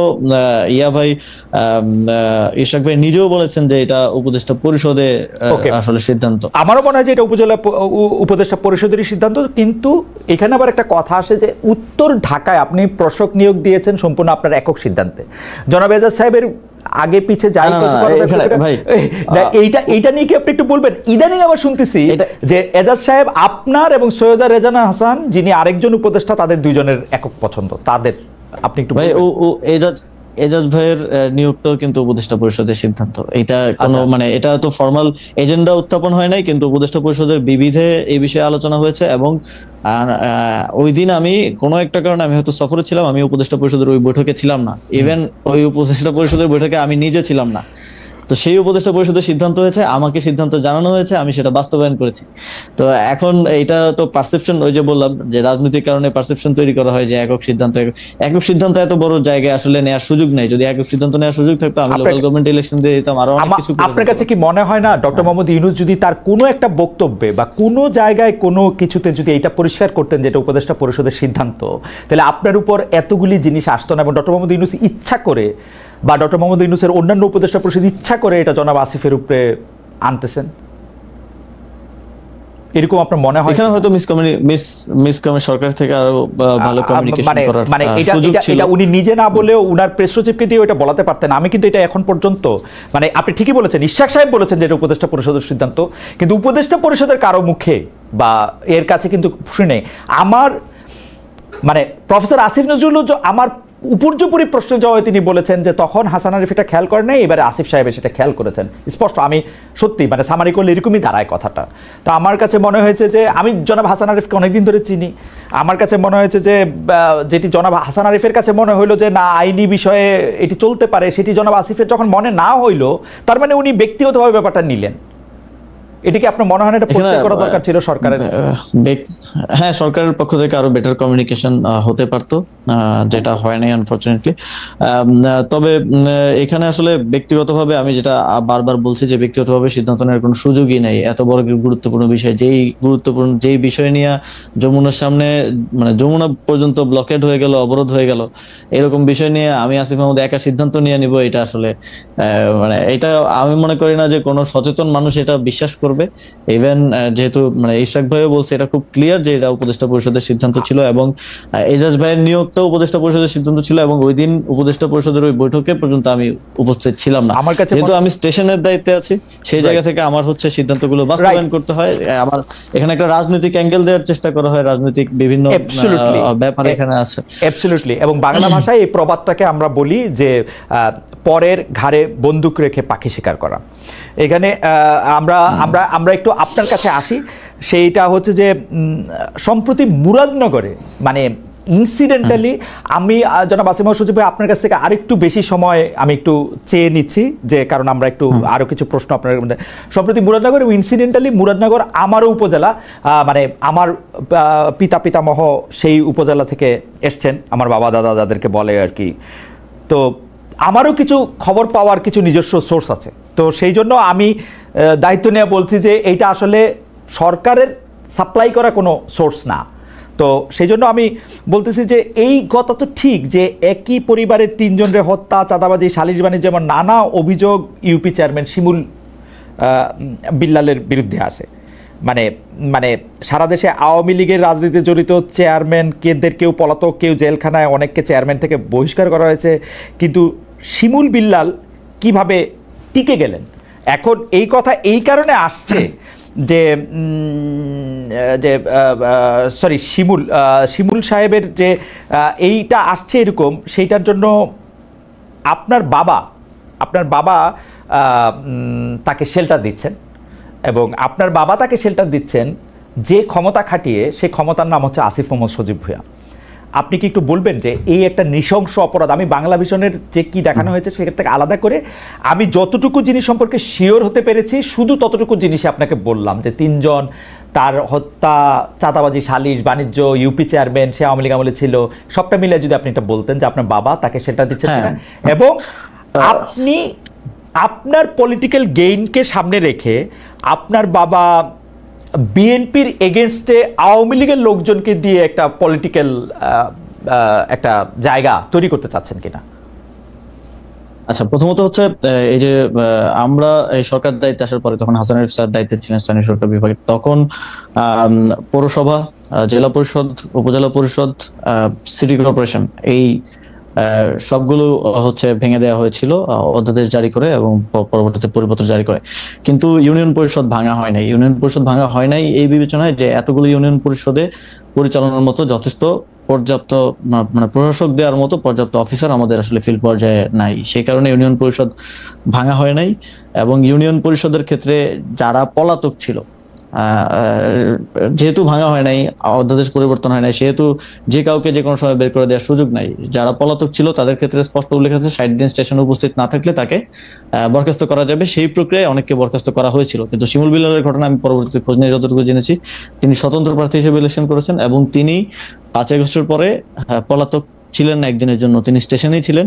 তো নিয়ম অনুযায়ী আসলে তাকে করা হয় নাই। এবং এই যে একটা রিপোর্টে বলা হয়েছে যে সব ইউনিয়ন পরিষদ চেয়ারম্যানদেরকে অপসারণ করা হয়েছে, এটা সম্পূর্ণ মিথ্যা। এই সংক্রান্ত ইউনিয়ন পরিষদ অধ্যাদেশ তখন করা হয় নাই, তখন অ্যামেন্ডমেন্টও করা হয় নাই এবং পরিপত্র জারি করা হয় নাই। ইউনিয়ন পরিষদগুলো আগের মতোই বহাল ছিল। শুধুমাত্র যারা পলাতক ছিল, স্টেশনে ছিল না, যাদের বিরুদ্ধে অনাস্থা এসেছে, আইন অনুযায়ী তাদেরকে অপসারণ করা হয়েছে। আপনি কি বলতে চাচ্ছেন যে জনাব শিমুল বিল্লাল আওয়ামী লীগের রাজনীতির সাথে জড়িত ছিলেন না? আওয়ামী লীগের রাজনীতির সাথে জড়িত ছিল কিনা আমি জানি না, তবে স্বতন্ত্র প্রার্থী ছিল এতটুকু আমি জানি। আচ্ছা, তিনি স্বতন্ত্র প্রার্থী হিসেবে নির্বাচনে জয়ী হয়েছেন যতদূর আমি জানি। এবং শেল্টারের বিষয় যেটা বলা হয় যে ওই যে একটা ছবি দিয়ে হচ্ছে বলা হয় যে শেল্টার দেওয়া হচ্ছে, ওই ছবিটা কিন্তু ওই ঘটনারও আরো অনেকদিন আগের। এবং ছবিটা দেওয়ার সময় খুব ক্লেভারলি ওই যে নিচে যে ডেট লেখা থাকে, অনেক ফোন দিয়ে ছবি তুলে ডেট লেখা থাকে, ওই ডেট এন্ড টাইমটা আসলে কেটে দেওয়া হয়েছে। আমার কাছে ডেট এন্ড টাইম সহ ছবিটা আছে। তো এখানে একটা পারসেপশন তৈরি করা হয়েছে এই জায়গা থেকে। তো ঘটনা আমি স্থানীয় প্রশাসন, পুলিশ সবার সাথে কথা বলে যতটুকু জেনেছি, এই ঘটনাটা যেদিন ঘটে এবং বাদীর স্টেটমেন্টও আমি পেয়েছি যে যিনি ভিকটিম তিনিও বলেছেন যে আগের রাতে 2টায় ওইখানকার যিনি বিএনপির উপজেলা যুগ্ম আহ্বায়ক এবং ওই ইউনিয়ন পরিষদের সাবেক চেয়ারম্যান, তার বাসায় ওই বৈঠকটা হয়, যে বৈঠকে আসলে হত্যার বা হামলা করার সিদ্ধান্ত হয়েছিল। শাহ আলম তিনি কিছুদিন আগে অ্যারেস্ট হয়েছেন। ওই বৈঠকে এখন যাকে আওয়ামী লীগের চেয়ারম্যান বলা হচ্ছে শিমুল বিল্লাল, তিনিও উপস্থিত ছিলেন। ওই বৈঠকে ওই ওয়ার্ডের মেম্বার উপস্থিত ছিল, ওই এলাকাবাসীর যারা মাথা আছে সবাই উপস্থিত ছিল। রাত 2টা বাজে বৈঠক হয়। এইটা কিন্তু হচ্ছে বাদীর স্টেটমেন্ট, আমার কাছে স্টেটমেন্ট অডিও রেকর্ড আছে। এটা বাদী নিজে বলছেন যে ওই বাসায় বৈঠক করে হত্যার সিদ্ধান্ত হয়। এবং প্রথম 15 দিনের বক্তব্য যদি দেখেন ভিকটিম ফ্যামিলির, কোথাও আমার নাম কিংবা আমার বাবার নাম নাই। এবং যেই ব্যক্তি এই ঘটনায় তার স্ত্রী হারিয়েছে, 2 সন্তান হারিয়েছে, তার স্টেটমেন্ট আছে, ছোটখাটো মিডিয়াতে এসেছে, যে তিনি বলছেন যে তাদেরকে এই ঘটনা ঘটার পরে বিএনপির নেতাকর্মীরা তাদের বাসায় যান, তাদেরকে নানাভাবে চাপ প্রয়োগ করেন, কুপরামর্শ দেন, উপদেষ্টার বাবা এবং উপদেষ্টার নাম মামলায় অন্তর্ভুক্ত করতে বলেন, কিন্তু তারা সেটাতে আপত্তি দেন এবং সেটা তারা করেননি। কিন্তু পরিবারের আরেকাংশকে এবং তার মেয়ের ব্যাপারে যখন আমরা বিভিন্নভাবে তার সাথে কথা বলার চেষ্টা করি, তিনি বলেন যে তার মেয়েকে তিনি আর সেই সময়ের পর থেকে পাচ্ছেন না, তার মেয়ে অন্য জায়গায় আছে। এবং এই যে বিভিন্ন ধরনের স্টেটমেন্ট, বক্তব্য, যেটা প্রথম 15 দিনে আসে নাই। আপনি তো যে কোনো ক্রাইমের ক্ষেত্রে যদি আপনি ভিকটিমের বক্তব্য নেন, তাহলে তো আপনার ফার্স্ট বক্তব্যটা বিশ্বাসযোগ্য হওয়া উচিত, যেটা পরবর্তীতে তাদেরকে। এবং আমরা এটা কি এরকম হতে পারে জনাব ভূঁইয়া, এটা কি এরকম হতে পারে যে প্রথম দিকে আপনার ভয়ে তারা সত্যি কথা বলতে পারেন নাই? আমার ভয় তো প্রথম দিকে যদি আমার ভয়ে না বলতে পারে, পরে কিভাবে তাহলে বলতেছে? অনেক কষ্টে সাহস এটা। এবং না, এখানে যদি যার স্ত্রী মারা গেছে, যার 2 সন্তান মারা গেছে এবং উনি সেখানে থাকলে উনিও হয়তো মারা যেতে পারতেন, তিনি বলছেন যে তাদেরকে চাপ প্রয়োগ করা হয়েছে। এই ভিডিওটা আছে, আমি প্লে করে আপনাকে শোনাতে পারি, যে তাদেরকে চাপ প্রয়োগ করা হয়েছে, তাদেরকে কুপরামর্শ দেওয়া হয়েছে যেন তারা আমাদের নাম অন্তর্ভুক্ত করেন, কিন্তু তারা সেটা প্রাথমিকভাবে রিফিউজ করেছেন। ওকে, তার নিজের স্টেটমেন্ট আছে। ওকে, আমার মনে হয় যে আমরা আরেকটু অন্য জায়গায় যাই। যে সম্প্রতি আপনার বাবা বিল্লাল হোসেনের বিষয়ে আরেকটা অভিযোগ এসেছিল, যেটা আপনি আসলে স্বীকার করেছেন, যে একটা ঠিকাদারি লাইসেন্স হওয়ার পর আপনি এটা বিব্রত হয়েছিলেন। আপনি বলেছিলেন যে সেটি আসলে একটি ভুল এবং এটি প্রত্যাহার করা হয়েছিল এবং তার এটিকে নিষেধ করা হয়েছে। কিন্তু আমরা দেখেছি যে একটা স্কুলের সহকারী প্রধান শিক্ষক এক উপর অত্যাচার, যেটি আসলে মানে তাকে বিবস্ত্র করে অমানবিক নির্যাতন চালানোর কথা, তিনি এই অভিযোগ করেছিলেন যে বিল্লাল হোসেনকে 2014 সালে বহিষ্কার করা হলে তখন আমি ভারপ্রাপ্ত প্রধান শিক্ষক হয়েছিলাম, সেটাই বিল্লাল হোসেন অর্থাৎ আপনার পিতা, সেটাই তার আসলে এই মানে প্রতিশোধ নেয়ার কারণ। এইটা সম্পর্কে আপনি একটু কিছু বলবেন যে এইটার বিষয়টা কি? হ্যাঁ ভাই, প্রথমত ওই রিপোর্টে তো খুব সুন্দর করে দেখানো হয়েছে, কান্নাকাটি সহ ইমোশন দিয়ে ইয়া করা হয়েছে। তো আমার কাছে এখানে পেপারেই আছে যে এই যে বহিষ্কারের কথা যেটা বলা হচ্ছে, এটা হচ্ছে বাবার স্বাক্ষর নকল করে, এবং হাইকোর্টের ভার্ডিক্ট আছে যে এই স্বাক্ষরটা নকলকৃত, এটা টেকনিক্যাল অ্যাসেসমেন্ট করে ভার্ডিক্ট দেওয়া হয়েছে। স্বাক্ষর নকল করে একটা পদত্যাগ পত্র, মানে অব্যাহতি পত্র, যে উন্নত চাকরি হয়েছে বিধায় আব্বু হচ্ছে যে প্রধান শিক্ষকের পদে অব্যাহতি এবং ছাড়পত্র প্রসঙ্গে এই যে আমার কাছে এটা আছে যে স্বাক্ষর নকল করে ওনাকে আসলে বহিষ্কার করা হয়েছে, যদিও সেখানে বলা হয়েছে যে অর্থ আত্মসাতের কারণে বহিষ্কার করা হয়েছে। আমার কাছে হাইকোর্টের এখানে ভার্ডিক্টও আছে এবং শিক্ষা বোর্ডের ভার্ডিক্ট আছে। এটা ওই সময় তো আর আমি উপদেষ্টা ছিলাম না, যে ওই সময়ের ভার্ডিক্ট আছে যে এটা স্বাক্ষর নকল করে তাকে তার পদ থেকে সরানো হয়েছে, এবং এটা তখনকার সহকারী প্রধান শিক্ষক হওয়ার জন্য এবং তখনকার ম্যানেজিং কমিটির সভাপতি তার কিছু কথা না শোনার জন্য এই ষড়যন্ত্রটা তখন করা হয়েছে। এবং আমার কাছে এই তখন, এবং এই যে শিক্ষারানী যার কথা বলা হচ্ছে, তিনিও 4 বার বহিষ্কৃত হয়েছেন, 4 বার, একবার না 4 বার, এবং 4 বারের মধ্যে 3 বারই ওই সময়কার যিনি ম্যানেজিং কমিটির ডিরেক্টর মানে সভাপতি মোহাম্মদ আলীর দ্বারা 3 বার তিনি ইয়া হয়েছেন। পরবর্তীতে তাদের মধ্যে বোঝাপড়া হয়েছে এবং তারা বাবার বিরুদ্ধে এটা করেছে, যদিও হাইকোর্টের রায় একবার না, যখন শিক্ষা বোর্ড আব্বুকে পুনর্বহাল করলো ওরা সেটা মানলো না। আপনার কাছে কি মনে হয় যে এই যে একটা ষড়যন্ত্র বা আপনি যেটাকে বলছিলেন যে এইভাবে সাজানো গোছানো জিনিস, এইটার কারণ কি? জনাব বিল্লাল সাহেব কি রাজনীতিতে ওখানে সক্রিয়, নাকি তিনি রাজনীতি করবেন, নাকি আপনি উপদেষ্টা হওয়ার পরে আপনার এই জায়গার শত্রু বেড়েছে বলে আপনি মনে করেন? এটা আমি মুরাদনগরের বিষয়ে যদি বলি, মুরাদনগরের ইয়াটা ছিল নির্বাচন করা কিংবা রাজনীতি করার জায়গা থেকে না, কারণ মানে আমি যদি রাজনীতি করিও আমার মানে রাজনীতির সেন্টারটা মুরাদনগর হওয়াটা আমার জন্যই আরো নেগেটিভ, কারণ যোগাযোগ থেকে শুরু করে সময়, কারণ আমি পলিটিক্স করলে আমি ন্যাশনাল জায়গা থেকে, ন্যাশনাল অ্যাপ্রোচ থেকে করবো, আমি তার স্থানীয় পর্যায়ের নেতা হিসেবে রাজনীতিটা করবো না। তো সেই জায়গা থেকে আমার জন্য তো ঢাকা সুইটেবল পজিশন। তো আমি মুরাদনগরে মূলত আমার ইয়া ছিল যে আপনি জানেন যে বিগত আওয়ামী লীগের সময়ে কুমিল্লার যেই অঞ্চলগুলো বিশেষ করে বিরোধী পক্ষের বিএনপি বা জামাত অধ্যুষিত সেই অঞ্চলগুলোতে উন্নয়ন কার্যক্রম হয় নাই বললেই চলে। এবং আমার এখানে আমি এসে দেখলাম যে অনেকগুলো কাজ স্যাংশন হয়ে আছে, বরাদ্দ আছে, কিন্তু সেগুলোর কাজগুলো আসলে শুরু করা হয় নাই ওই আঞ্চলিক বৈষম্যের কারণে। আমি সেই কাজগুলা আসলে করতে চাইছি এলাকায়, এবং ওই সংক্রান্ত যেই কার্যক্রম সেটার সাথে ঠিকাদারি নিয়ে মানে ঠিকাদারি সংক্রান্ত টাকা পয়সা, ঠিকাদারি সংক্রান্ত কিছুই না এখানে। আসলে যেই লাইসেন্সটা বাবা করেছিলেন সেটা ছিল জেলা পর্যায়ের একটা লাইসেন্স, এটা মানে অত বড় লাইসেন্সও না, যেটা আসলে এক্সিএন কর্তৃক মানে জেলা ইঞ্জিনিয়ার যিনি থাকে স্থানীয় সরকারের তিনি এটা দিয়েছেন, এবং সেটা আমি অবগত ছিলাম না। রিপোর্ট করার আগে আমাকে সাইর ভাই নক দিয়েছিলেন যে এরকম একটা বিষয় আমি পাইছি, এইটা তুমি জানো কিনা। পরে আমি খোঁজ নিয়ে জানলাম যে এটা সত্য, এবং আমি ওনাকে বলার পরে উনি রিপোর্ট করলেন, এবং পরের দিন যথারীতি আমি সেটা, যেহেতু আমি এখানে দায়িত্বে থাকা অবস্থায় এটা স্বার্থের সংঘাত হয় সেই জায়গা থেকে এটা ইয়া করা। কিন্তু এটা যদি আমার বাবা না হয় অন্য যে কেউ করার, তো এটা তার মানে স্বাধীনতা আছে, যে কোনো ব্যক্তি হিসেবে তো ব্যবসা করার স্বাধীনতা আছে, কিন্তু আমি এখানে দায়িত্বে থাকা অবস্থায় এটা অবশ্যই স্বার্থের সংঘাত। যদিও আমাদের দেশে কোনো এমপি মন্ত্রী স্বার্থের সংঘাতকে কোনো অপরাধ বা ইয়া হিসেবে বিবেচনা করে কিনা আমি জানি না, কারণ আমি যদি আপনি যদি এখনো দেখেন আপনাদের প্রধান উপদেষ্টা করেন না, তিনি গ্রামীণের নামে অনেকগুলি জিনিস নিয়েছেন যেটা উনি পরে নিলেও পারতেন, নিজের ইয়েও বাদ দিছেন অনেকগুলা, নিশ্চয়ই আপনার আলোচনা করেন, সেটা ভিন্ন প্রসঙ্গ। তবে আমি সেটাকে কোনোভাবেই ইয়া করে নেই, প্রশ্রয় দিই নেই, এবং সেটা আমরা কিন্তু বাতিল করেছি সাথে সাথে, এবং আমি বাবাকে বুঝিয়েছি। এবং তার ওই ঘটনার পর থেকেই মোস্টলি গত 5 মাস বাবা আমার বাসায় আছেন, উনি স্কুল থেকে ছুটি নিয়েছেন 6 মাসের, যে স্কুলে উনি প্রধান শিক্ষক সেখান থেকে ছুটি নিয়ে বাসায় আছেন। আমি বুঝিয়েছি উনি বাসায় থাকছেন, যেহেতু বাইরে গেলে নানা ধরনের বিতর্কে জড়ানোর একটা চেষ্টা আছে। এবং খালেদ ভাই, আমার কাছে যে রিপোর্টটা হয়েছিল সেই রিপোর্টের সব পেপার একদম এভিডেন্স সহ আমি একদম নিয়ে বসছি। ওকে, হয়তো এত সময় হবে না ইয়া করা। না, অবশ্যই সময় হবে। আমি এটা নিয়ে কথাও বলতে চাই, কিন্তু দুটো বিষয় আপনার একটু প্রশ্ন আছে। আমি প্রথম কথা হচ্ছে যে আপনি এটা একদম পরিষ্কার করেছেন যে মুরাদনগর বা স্থানীয় রাজনীতির ক্ষেত্রে আপনি নিজেকে রাখতে চান না, স্থানীয় এলাকায় এমপি হওয়াটা সেটা আপনার জন্য নানা কারণে এটা এখন কঠিন। তো এইটি তো মোটামুটি পরিষ্কার, আপনি রাজনীতিতে এলেও আসলে মুরাদনগর থেকে আসলে নির্বাচন করার ব্যাপারে আপনার কোনো ইচ্ছা নাই। সেটি আসলে মূলত ওই এলাকায় যে কাজ বা উন্নয়ন কর্মকাণ্ডের মধ্যে থেকে আসলে ভাগবাটোয়ারা নিয়ে এটা হইতেছে, এটা একটা পরিষ্কার বিষয়। দ্বিতীয় জিনিসটা, আপনি যেভাবে বলতেছেন এবং যে এভিডেন্সগুলো এখন আপনার হাতে আছে, সেই ক্ষেত্রে আপনি এটা আদালতে ট্রাই করবেন কিনা, যেসব অভিযোগগুলি করা হয়েছে আপনার বিরুদ্ধে বা যারা আপনার বিরুদ্ধে অভিযোগ করেছেন, যারা আপনার বাবার বিরুদ্ধে অভিযোগ করেছেন, ব্যাপারটা আপনি আদালতে তুলবেন কিনা?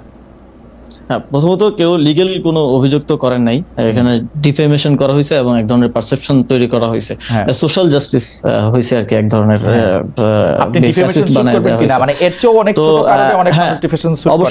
অবশ্যই আমি ডিফেমেশন স্যুট করব এবং সেই জন্য আমরা সব এভিডেন্স একত্র করেছি। এবং যেহেতু একটা রিপোর্ট হয়েছে, সেটার একটা রিবাটালও আমরা তৈরি করেছি। আমি যদিও মানে ওপেন আহ্বান জানিয়েছিলাম বাংলাদেশের যে কোনো মিডিয়াকে এটা নিয়ে একটা ফ্যাক্ট বেসড ইয়া করার জন্য, আপনি চাইলে আপনিও করতে পারেন। দুই পক্ষের কথা শুনে, ওরা কিন্তু একপাক্ষিক রিপোর্ট করা হয়েছে, দুই পক্ষের কথা শুনে আমাদের কাছে যে এভিডেন্স আছে এগুলো নিয়ে একরকম মানে এটাকে কি বলে, একরকম চ্যালেঞ্জই আমি বলবো। তিনিও তরুণ, প্রায় আপনার থেকে একটু বড় অবশ্য, কিন্তু তিনিও তরুণ, তিনিও একরকম চ্যালেঞ্জ জানিয়েছেন। তো আমরা মনে করি যে এইসব বিষয়গুলি নিয়ে যদি কোনো ডিসপিউট হয় সেটা আদালতে এটার মীমাংসা করা উচিত, এবং সেই ক্ষেত্রে নিশ্চয়ই আপনি উপদেষ্টা, সেই জন্য আপনি কোনো বাড়তি প্রভাব আপনার থাকবে সেটা আমরা মনে করি না। আমরা মনে করি আদালতেই এটির সমাধান হওয়া উচিত যদি এরকম। অবশ্যই আমি উপদেষ্টা হয়ে যাই হয়ে আমার তো মানে বিচার চাওয়ার অধিকার আছে, তো সেই জায়গা থেকে এটা আমরা আইনি ব্যবস্থা নিব এবং সেই জন্য প্রয়োজনীয় সকল ডকুমেন্টস সহ সবকিছু আমরা প্রস্তুত করছি। আপনার সাবেক এপিএস জনাব মোয়াজ্জেমের বিরুদ্ধে দুর্নীতি তদন্ত করছে দুদক, তার বিরুদ্ধে 100 কোটি টাকার দুর্নীতির অভিযোগ রয়েছে, তিনি দুর্নীতিতে জড়িয়ে পড়েছেন। আমাদের প্রশ্ন, এটি আপনি কখন জানতে পেরেছিলেন এবং দুর্নীতিতে জড়িয়ে তিনি আপনার নাম এবং প্রভাব খাটিয়েছেন কিনা?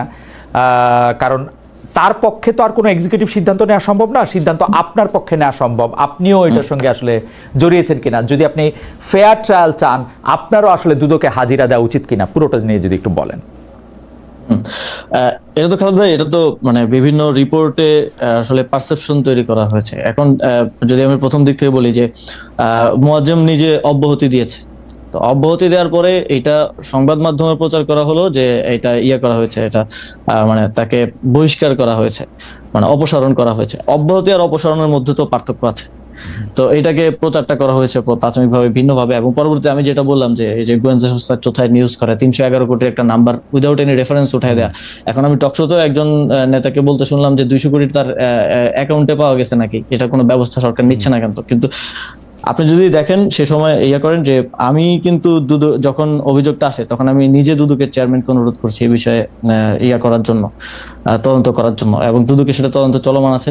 সর্বশেষ আমার খোঁজ নেওয়ার যখন সুযোগ হয়েছে তখন আমি যতদূর জেনেছি যে কোনো প্রকার দুদক সাধারণত কি দেখে থাকে, কোনো নতুন সম্পত্তি ক্রয়, ব্যাংক অ্যাকাউন্ট, মানি লন্ডারিং, এই বিষয়গুলো আছে কিনা, এই ধরনের কোনো প্রকার প্রমাণ তারা পান নাই। একটা জিনিস পেয়েছেন, সেটা হচ্ছে মোয়াজ্জেমের ভাইয়ের বড় ভাইয়ের ব্যাংক অ্যাকাউন্টে 14 লাখ টাকা একবার ঢুকছে, আবার বের করা হয়েছে, এবং সেটার ব্যাপারে আমি পরে জানতে চাই, আমি যতটুকু জানতে পেরেছি যে সেটা ওর মায়ের চিকিৎসার জন্য কোন একটা ভিসা ইস্যুর জন্য হচ্ছে অ্যাকাউন্টের টাকা দেখাতে হয়, এই জন্য কারো থেকে ধার নিয়ে সেটা ঢুকানো হয়েছিল এবং পরবর্তীতে বের করে আবার পরিশোধ করা হয়েছে। তো এটা আমারও দায় বর্তায় যে এটা খোঁজ নেওয়া যে আমার ক্ষমতার অপব্যবহার করে কেউ দুর্নীতি করছে কিনা। সেই জায়গা থেকে কিন্তু দুদককে আপনি মোহন ভাইকে জিজ্ঞেস করতে পারেন, আমি নিজে ওনাকে ফোন করে বলেছি যে আপনি করেন, এবং আমি গোয়েন্দা সংস্থা NSA DGFI দুইটাকেই বলছি যে আপনারা এটা নিয়ে অনুসন্ধান করেন, করে আমাকে জানান যে কোথায় আসলে দুর্নীতি হয়েছে। কিন্তু সেরকম কিছু আমরা এখন পর্যন্ত পাই নাই, সেরকম কিছু দুদকেও পেয়েছে বলে আমি সর্বশেষ আপডেট জানি না। অবশ্যই সেটা যেহেতু তদন্ত চলমান আছে, সেটার বিষয়ে রিপোর্ট পাওয়া যাবে, সবাই দেখবে। কিন্তু এটা এই যে রিপোর্ট করে সমানে বিভিন্ন জায়গায় মিম বানিয়ে বা ফেসবুক পোস্টে একটা পারসেপশন যে তৈরি করা হলো যে এপিএস দুর্নীতি করছে মানে উপদেষ্টাও দুর্নীতি করছে।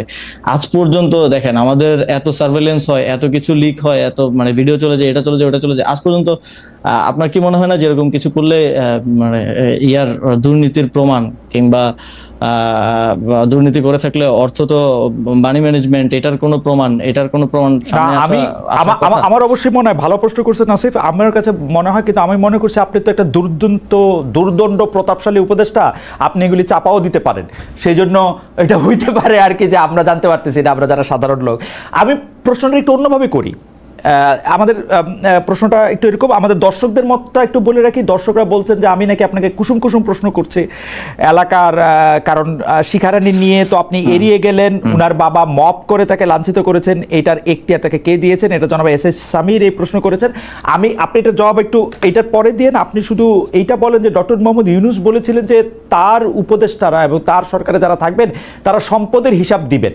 আপনি কি আপনার সম্পদের হিসাব দিতে রেডি আছেন? মানে আপনি কি আপনার সম্পদের হিসাব দিবেন? মানে এই উপদেষ্টা হওয়ার পরে কি আপনার সম্পদ অনেক বেড়েছে? মানে দুইটাই যদি সম্পদের হিসাবের ক্ষেত্রে, সম্পদের হিসাব প্রথম মাসে আমাদের থেকে চাওয়া হয়েছিল, কিন্তু আমার কোনো আমি যেহেতু আয়কর এর আগে আমি আয় করতাম না, তো আয়কর রিটার্ন তো আপনি জানেন যে 3 নাম্বার খোলার পরে 1 বছর পরে আয়কর রিটার্ন জমা দিতে হয়। তো আয়কর রিটার্ন জমা দেওয়ার সময়টা হয় না, সে কারণে আমি সম্পদের হিসাব দিতে পারি না। আমি ক্যাবিনেটকে অবগত করেছি যে আমি এর আগে কোনো আয় করতাম না, যে কারণে আমার 3 নাম্বারটা নতুন খোলা হয়েছে।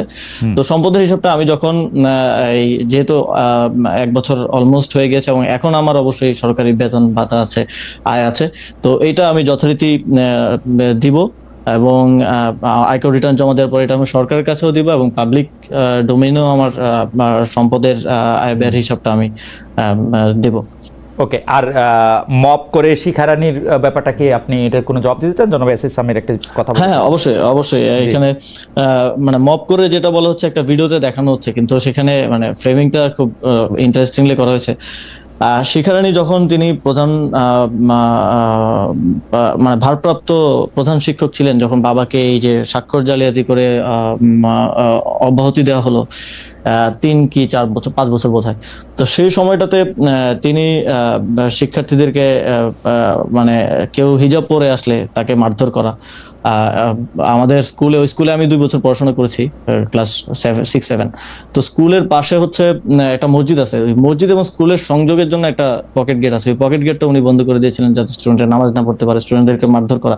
আপনার মনে আছে খালেদ ভাই, 5 আগস্টের পরে ইভেন হলিক্রস কলেজের মতো ইয়াতেও যেসব টিচারদেরকে স্টুডেন্টরা পছন্দ করতো না, তাদের বিরুদ্ধে এক ধরনের মব তৈরি করা হয়েছিল।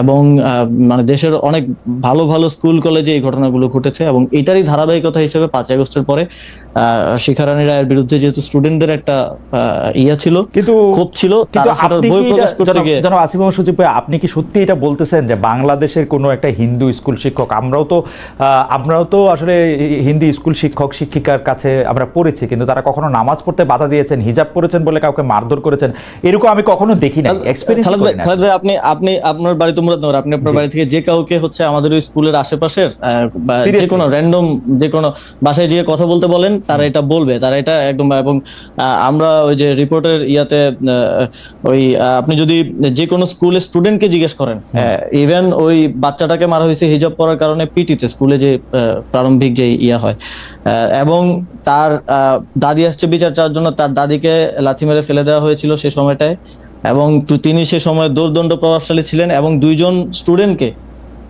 স্টুডেন্টকে তার কথা না শোনার কারণে তিনি পুলিশ দিয়ে অ্যারেস্ট করেছিলেন, মানে 2জন আন্ডার এজড মানে স্কুলের স্টুডেন্ট আর কি, 14-15 বছরের 2টা বাচ্চাকে। এইগুলো আপনি সেখানে ওই আশেপাশের অভিভাবক যারা আছে যে কাউকে জিজ্ঞেস করলে এই বিষয়গুলো আপনারা জানতে পারবেন। বেশি দিন আগের তো ঘটনা না, 2014 সাল থেকে 19 সালের ঘটনা। তো এখন যে মবটা ইয়া করা হলো, সেটাতে কি আপনার ভূমিকা ছিল কোনো? আপনি বলেছিলেন যে তোমরা যাও গে।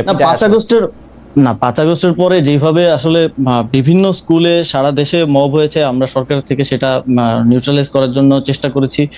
শিক্ষা মন্ত্রণালয় সে সময় কাজ করেছে এবং সেখানে ওই যে একটা ভিডিওতে যেখানে দেখানো হচ্ছে, সেখানে বাবা মূলত গিয়েছিলেন তাকে সেখান থেকে মানে বাঁচানোর জন্য, মানে শিক্ষার্থীদের থেকে। শিক্ষার্থীরা প্রথমে দাবি করে পদত্যাগের, তিনি পদত্যাগ করতে রাজি না হলে এক ধরনের মানে মব তৈরি করা হয় এবং ওই ধরনের সিচুয়েশন তৈরি করা হয়। কিন্তু পূর্ববর্তী শত্রুতা এবং ইয়ার জের ধরে তিনি দায়টা আমাদের বাবার উপরে দিয়েছেন এবং ওই শত্রুতার রেশটা যদি আমি বলি, তাহলে তিনি এই যে স্বাক্ষর জালিয়াতি করে বাবাকে অপসারণ করার কারণেই তো উনি আসলে প্রধান শিক্ষক, উনি তো বেনিফিশিয়ারি ওটার, উনি প্রধান শিক্ষিকা হতে পেরেছেন। এবং পরবর্তীতে শিক্ষা বোর্ড সেখানে ইয়া দেয় যে ওনাকে আবার পুনর্বহাল করার জন্য, এটা ভুয়া, এবং সেখানেও ওনারা মানেননি। হাইকোর্টে ওনারা রিট করেছেন, 2বার রিট করেছেন, 2বারই ভার্ডিক্ট বাবার পক্ষে আসে, এবং পরবর্তীতে বাবা তার ওই যে 5 বছর যে চাকরিতে ছিলেন না সেই বকেয়া বেতন ভাতা সহ আবার চাকরি পুনরায় ফেরত পান 2020 সালে। আমার মনে হয় এই ব্যাপারটা আসলে আদালতে ট্রাই করা উচিত, কারণ আপনি আপনার কথা বলছেন, তারা তাদের কথা বলছেন, সেই ব্যাপারটা আসলে আদালতে দেখা উচিত। অবশ্যই আমি আদালতে ট্রাই করব, অবশ্যই আমাদের সব এভিডেন্স আছে। রাইট, আমরা একটু খেলার মাঠে আসি। আপনাকে বড় বড় 2টি মন্ত্রণালয়, যুব ক্রীড়া মন্ত্রণালয় যথেষ্ট বড়, তার বাইরে আপনি স্থানীয় সরকার ও পল্লী উন্নয়ন সমবায় মন্ত্রণালয়, সেটি সবচেয়ে বড় মন্ত্রণালয়গুলির একটা। কিন্তু আপনার সবচেয়ে আলোচিত ঘটনা হচ্ছে যে আপনার নিয়োগ করা বিসিবি সভাপতি ফারুক আহমেদকে সরিয়ে তার জায়গায় আবার আমিনুল ইসলাম বুলবুল সাহেবকে আপনি নিয়োগ করেছেন। ফারুককে অপসারণের আগে আপনি বলেছিলেন দুর্নীতি নয়, ব্যর্থতার দায়ে তাকে সরানো হয়েছে। তো 9 মাসের মধ্যে আপনি সফল বা ব্যর্থ এটি আপনি বুঝতে পেরেছেন কিনা? বাজারে বিভিন্ন ধরনের কথা প্রচলিত আছে। একটি কথা হচ্ছে যে মানে আপনি যেভাবে চেয়েছেন সেভাবে আসলে বিসিবি আপনি পান নাই, কারণ ফারুক ভাই আসলে আপনার কথা শুনতেন না। অনেক রকম কথা আছে এরকম যে আমি যদি এটাকে এরকমভাবে বলি যে শত্রুকে ঘায়েল করতে গিয়ে আপনি ফারুক ভাইকে এরকম একটি ইয়ার মধ্যে দিয়ে নিয়েছেন। আপনি একটু বলবেন যে 9 মাসে তো ব্যর্থতা সফলতা এটা বোঝানো সম্ভব না। খালেদ ভাই, ফারুক ভাইকে তো মানে আমাদের সরকার দায়িত্বে আসার পরে আমরাই নিয়ে আসছি। এখন স্পোর্টসের ক্ষেত্রে যেটা স্পোর্টসের স্টেক হোল্ডারদের সাথে কথা বলার মাধ্যমে ওই সময়টায় সবাই ফারুক ভাইয়ের ব্যাপারে খুব পজিটিভ বলেছে, এবং সেই জায়গা থেকে ফারুক ভাইকে দায়িত্বটা দেওয়া হয়েছে, এবং এনএসসির 2জন ডিরেক্টরের কোটায় ওনাদেরকে নেওয়া হয়েছিল, সেখান থেকে উনি পরে প্রেসিডেন্ট নির্বাচিত হয়েছেন। এখন মনে করেন অনেকে এটা বলে থাকে, কিন্তু দেখেন যে বোর্ডে আরো 9 জন ডিরেক্টর আছে, 9 জন ডিরেক্টরের মধ্যে 8 জন ডিরেক্টর মন্ত্রণালয়কে অভিযোগ করেছে যে ফারুক আহমেদ স্বেচ্ছাচারিতা করছেন, কোনো সিদ্ধান্ত তিনি যেভাবে কনস্টিটিউশনে উল্লেখ আছে সেভাবে নিচ্ছেন না, এবং আমরা কাজ করতে গিয়ে যেভাবে আমাদের অভিজ্ঞতা যেটা হয়েছে বিপিএল আয়োজনে গতবার কি ব্লান্ডার হয়েছে এটা আপনি দেখেছেন। আমরা মন্ত্রণালয় থেকে ওইটা নিয়ে আমাদের একটা তথ্যানুসন্ধান কমিটি করা হয়েছিল মন্ত্রণালয় থেকে। কমিটির রিপোর্ট একটা বড় নিয়ামক ছিল এই পরিবর্তনের ক্ষেত্রে। আমরা মন্ত্রণালয় থেকে বলেছিলাম যে রাজশাহী এবং চট্টগ্রামের যে টিম দেওয়া হচ্ছে, they are not capable to run a BPL team, এবং আলটিমেটলি ওইটাই হয়েছে। তারা বিদেশি প্লেয়ারদেরকে স্যালারি দিতে পারে নাই, দেশি প্লেয়ারদেরকে স্যালারি দিতে পারে নাই, আমাদের জাতীয় আন্তর্জাতিকভাবে আমাদের অনেক মান ক্ষুণ্ণ হয়েছে। এবং এই যে এগুলোকে কি আপনি মানে ব্যর্থতা বলবেন? এগুলো তো অবশ্যই। এবং বাংলাদেশের ক্রিকেটের যে ক্রম অবনতি, এবং একই সাথে ক্রিকেটের থেকে ওনার ইন্টারেস্ট আমি দেখছি যে পরবর্তীতে আবার কিভাবে প্রেসিডেন্ট হয়ে আসা যায়, সেটার জন্য ক্লাব কিভাবে নেওয়া যায়, তারপরে বিজনেস থেকে শুরু করে বিভিন্ন দিকে ওনার ইন্টারেস্টটা বেশি দেখা গেছে। তো সেই জায়গা থেকে যেহেতু আমরা আনকনস্টিটিউশনাল কিছু করি নাই, যেহেতু এনএসসির 2টা ডিরেক্টর কোড আছে, ওই ডিরেক্টর কোডে তিনি ছিলেন, যেহেতু এটা মন্ত্রণালয়ের আসলে মনোনয়ন, মন্ত্রণালয় চাইলে সেই মনোনয়ন উইথড্র করতে পারে, পারফরমেন্স বিবেচনায় আমরা মনোনয়নটা উইথড্র করেছি, এবং সেখানে নতুন একজনকে মনোনয়ন দিয়েছি, এবং যথারীতি তিনি নির্বাচিত হয়ে প্রেসিডেন্ট হিসেবে দায়িত্ব পালন করছেন। বিসিবির যে অন্য 8 ডিরেক্টর, মানে 9 ডিরেক্টরের মধ্যে 8 ডিরেক্টরই তো গত সরকারের সময়ও ছিলেন, সেইটা আপনারা বিবেচনায় নিয়েছিলেন কিনা? যে আপনাদের 2 জন মাত্র ডিরেক্টর, শুধু আপনি নতুন নিয়োগ দিয়েছেন, কিন্তু 9 ডিরেক্টর, সব ডিরেক্টরই তো সরকারের সময় ছিলেন। মোট 25 জন ডিরেক্টর ছিলেন, এবং তার মধ্য থেকে প্রায় 15 জনের কাছাকাছি পালিয়ে গেছেন বা পদত্যাগ করেছেন। 2-1 জন পদত্যাগ করেছেন, বাকিরা পালিয়ে গেছেন। তো আপনি জানেন কিনা যে বিসিবিতে তো ইলেকশনের মাধ্যমে হয়, ডিস্ট্রিক্ট ডিভিশনের সরকারের প্রভাব থাকে, কিন্তু ক্লাবে কিন্তু সরকারের অত বেশি প্রভাব থাকে না, কারণ ক্লাবগুলো ওন করে বিভিন্ন কর্পোরেট প্রতিষ্ঠান। তো ক্লাবের ভোটে যারা নির্বাচিত হয়েছেন তাদেরকে তো অপসারণ করা কনস্টিটিউশনালি আমাদের জন্য পসিবল না। আমাদের জন্য মানে তারা যখন অভিযোগ করলো তখন অভিযোগটা আমলে নেওয়ার সময় আপনি এই ব্যাপারটা ভেবেছিলেন কিনা যে তারা না? অভিযোগ অবশ্যই আওয়ামী লীগ আমলে একটা মজার ব্যাপার হইলো, মানে এটাতে বিসিবির বোর্ডের ডিরেক্টররা যারা এখনো আছেন তাদের অনেকেই আমার খুবই, কিন্তু আমি এটা বলতে বাধ্য, গত সরকারের সময় কিন্তু কর্পোরেটও আসলে সরকারের দখলেই ছিল। মানে এটা আপনি আবহানী লিমিটেড বলেন, অবশ্যই প্রভাবের বাইরে তো ছিল না, প্রভাবের ইন্ডিপেন্ডেন্ট ডিরেক্টর, তবে তাদের অভিযোগগুলো আমরা আমলে নিয়েছি, এবং অভিযোগগুলো আমরা খতিয়ে দেখেছি, এবং সেখানে আমরা যথেষ্ট সত্যতা পেয়েছি, এবং আমাদের যেই ফ্যাক্ট ফাইন্ডিং কমিটি ছিল বিপিএল সংক্রান্ত এবং আদার্স, সেটাও আমরা দেখেছি। এবং আপনি দেখেছেন যে বিসিবিতে দুদক গেছে প্রথমবারের মতো, এবং এই ধরনের পরিবেশ তৈরি হয়েছে। এবং কিন্তু সেটা তো পরে বোঝা গেছে যে, কারণ সেটাও এরকম রিপোর্ট আমরা দেখছি, জনাব ফারুক আহমেদ এত কোটি টাকা সরালেন, পরে দেখা গেল যে এক ব্যাংক থেকে আরেক ব্যাংকে নিয়ে আসছেন, পরে দেখা গেল যে ওইটা যে সরাইছে সেইটাও ডিরেক্টরের দুই ডিরেক্টরের সইয়ে, তার সইয়ে না। সেটা তো আমিও বলছি, যখন ওই বিষয়টা আসলো তখন আমি নিজে বলছি, এবং সেটার জন্য আমাকেও লোকজন গালি দিচ্ছে যে আমি বোধহয় ভাগ পাইছি, অথচ টাকাটা এক ব্যাংক থেকে আরেক ব্যাংকে সরানো হয়েছিল। সেটা এখন আমাদের দেশে তো এই ফ্রেমিংটা হয়, এটা বাস্তব। তবে সেটা আমার ফারুক ভাইয়ের সাথে এখনো ভালো সম্পর্ক, আমার ওনার সাথে কোনো ব্যক্তিগত বিরোধ বা ইয়া নেই। ওনার সাথে আমার ইয়াটা এক জায়গাতেই হয়েছে যে ক্রিকেটটাকে এই সময় ফেল করতে দেওয়া যাবে না, কারণ এটা আমার, যেহেতু আমি দায়িত্বশীল, সেই জায়গা থেকে আমারও একটা বড় ব্যর্থতা হিসেবে রয়ে যাবে। আপনি দেখেন ফুটবল বাংলাদেশে নতুন করে রিব্র্যান্ডিং হয়েছে, ফুটবলে বাংলাদেশ ভালো করছে, কিন্তু ক্রিকেটে বাংলাদেশ অবনতি দিয়ে যাচ্ছে, যেটা আমাদের আসলে সবচেয়ে বড় স্পোর্টস হিসেবে করা হয়, গণ্য করা হয়। তো সেই জায়গা থেকেই আরেকজনকে দায়িত্বে নিয়ে আসা এবং তুলনামূলক বেটার যাকে মনে হয়েছে, এবং তিনি কাজ করছেন। সামনে বিসিবির ইলেকশন হবে, ইলেকশনের মাধ্যমে গণতান্ত্রিক প্রক্রিয়া, পরবর্তীতে যে প্রেসিডেন্ট আসবে বা যারা আসবে তারাই দায়িত্ব পালন করবেন। জনাব আসিফ সজীব ভাইয়া, অন্য প্রসঙ্গে যাওয়ার আগে এই প্রসঙ্গে একটা প্রশ্ন করে নেই যে, আপনি ক্রিকেট মাঠে গেলে আপনার নামে মিছিল হয়, সেটা আন্তর্জাতিক খেলা হোক বা বিপিএল খেলা হোক, এই চর্চা আমরা পাপন সাহেবের আমলে দেখেছি। পুরনো ওই বন্দোবস্ত পরিত্যাগ করছেন না কেন? মানে নাকি উৎসাহ দিচ্ছেন যারা আপনার নামে মিছিল, তারা স্টেডিয়ামে গেলে আইসক্রিম খেতে পায়? না, এটা আসলে কারা দিয়েছে আমি করতে পারি না, কিন্তু পরবর্তীতে আমি যোগাযোগ করে তাদেরকে নিষেধ করেছিলাম এই ধরনের কাজ যাতে আর না করে। এবং আপনি যদি দেখেন সংবাদ সম্মেলন আমি নিজেও তাদেরকে থামানোর চেষ্টা করেছি। এটা তো আসলে যখন মনে করেন বুলবুল ভাই, আমাদের ক্ষেত্রে একটা পারসেপশন হয় যে আমাদের হয়তো পলিটিক্যাল লোকজন আছে, কিন্তু বুলবুল ভাই যখন অস্ট্রেলিয়া থেকে 15 বছর পরে আয়েশা প্রথম বিসিবিতে ঢুকলেন, তখনও তো বিসিবিতে ওনার নামে মিছিল হয়েছে। তাহলে এরা কারা? আসলে সবসময় কিছু লোকজন ভাই থাকে যারা এটা করে বা একটু অতি উৎসাহী এই ধরনের কার্যক্রম করে থাকে। তো এটা পরবর্তীতে আমি তাদের সাথে যোগাযোগ করে এই ধরনের কাজ করার ক্ষেত্রে নিরুৎসাহ। ঠিক আছে, আমরা আরেকটু সিরিয়াস বিষয়ে যাই। এটা ইদানিংকার বিষয়। মিটফোর্ডে পাথর দিয়ে যখন থেতলে হত্যা করা হয়, তখন আপনি ক্ষোভ নিয়ে ফেসবুকে লিখেছিলেন, প্রস্তর যুগে স্বাগতম, কেউ ইতিহাস থেকে শিক্ষা নেবেন না, ধন্যবাদ। কিন্তু আমরা গত বছর থেকেই দেখেছি ভাত খাওয়ানোর পর ঢাকা বিশ্ববিদ্যালয়ে পিটিয়ে একজনকে হত্যা করা হয়েছে, কথিত তৌহিদি জনতা শতাধিক মাজারে আগুন দিয়েছে, গুড়িয়ে দিয়েছে, পোশাকের জন্য কোথায় কীভাবে চলাচল করবে এই কারণে নারীরা আক্রান্ত হয়েছে। সেক্ষেত্রে তৌহিদি জনতা অভিযুক্তদের ফুলের মালা গলায় দিয়ে বরণ করেছে, ঘোষণা দিয়ে বুলডোজার অভিযানের মাধ্যমে বাড়িঘর গুড়িয়ে দেওয়া। এসব ঘটনা প্রস্তর যুগের মধ্যে পড়বে কিনা? আপনি কোনো ঘটনায় প্রতিক্রিয়া জানার সময় সিলেক্টিভ কিনা, এবং সিলেক্টিভ হতে গিয়ে আপনি এক ধরনের লোকদের সন্তুষ্ট করতে চান কিনা? ঢাকা বিশ্ববিদ্যালয়ের ঘটনায়ও তো আমি পোস্ট করেছি যে এই ধরনের মব কোনোভাবেই আসলে কোনোভাবেই গ্রহণযোগ্য না, এবং সেটাতেও শাস্তি নিশ্চিতের জন্য, গ্রেফতারের জন্য আমার জায়গা থেকে আমি কাজ করার চেষ্টা করেছি। মাজারে যে ধরনের ভাঙচুর হয়েছে সেটাও আমরা স্ট্রংলি কন্ডেম করেছি, এবং উপদেষ্টা মাহফুজ আলম এই বিষয়টা নিয়ে অনেক সোচ্চার ছিলেন, তিনি কাজ করেছেন, সরকার কাজ করেছে।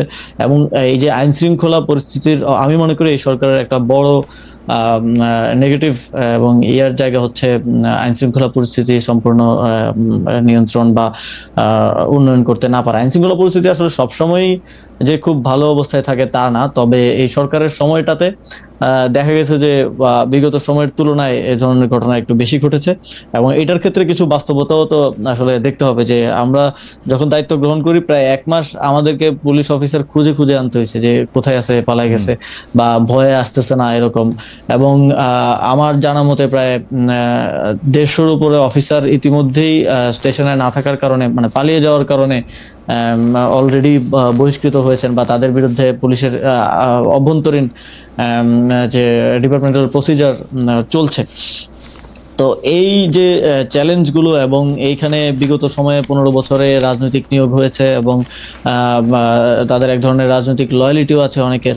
তো সেই জায়গা থেকে এই পুলিশ এবং এই আইন শৃঙ্খলা, এই বাস্তবতা যেমন আছে, এই সবকিছু মিলিয়ে আইন শৃঙ্খলা পরিস্থিতির ক্ষেত্রে এই সরকার অন্যান্য ক্ষেত্রে, যেমন অর্থনীতির ক্ষেত্রে যেভাবে সাফল্য দেখাতে পেরেছে, আইন শৃঙ্খলা নিয়ন্ত্রণের ক্ষেত্রে সেভাবে সাফল্য দেখাতে পারে নাই। এবং আরেকটা বিষয় আছে এখানে, কিছু ক্ষেত্রে এখানে রাজনৈতিক দলগুলো সরকারকে অনেক সহযোগিতা করেছে, এটা অবশ্যই স্বীকার করতে হবে। যেমন প্রথম দিকে যখন বিভিন্ন মাইনরিটিস বিভিন্ন বা ইয়ার উপর হামলা হচ্ছিল, তখন আপনারা দেখেছেন যে জামাতে ইসলামী কিংবা বিএনপি সহ আরো রাজনৈতিক দল যারা আছেন তারা সেখানে পাহারা দিয়েছেন, ছাত্ররা পাহারা দিয়েছে।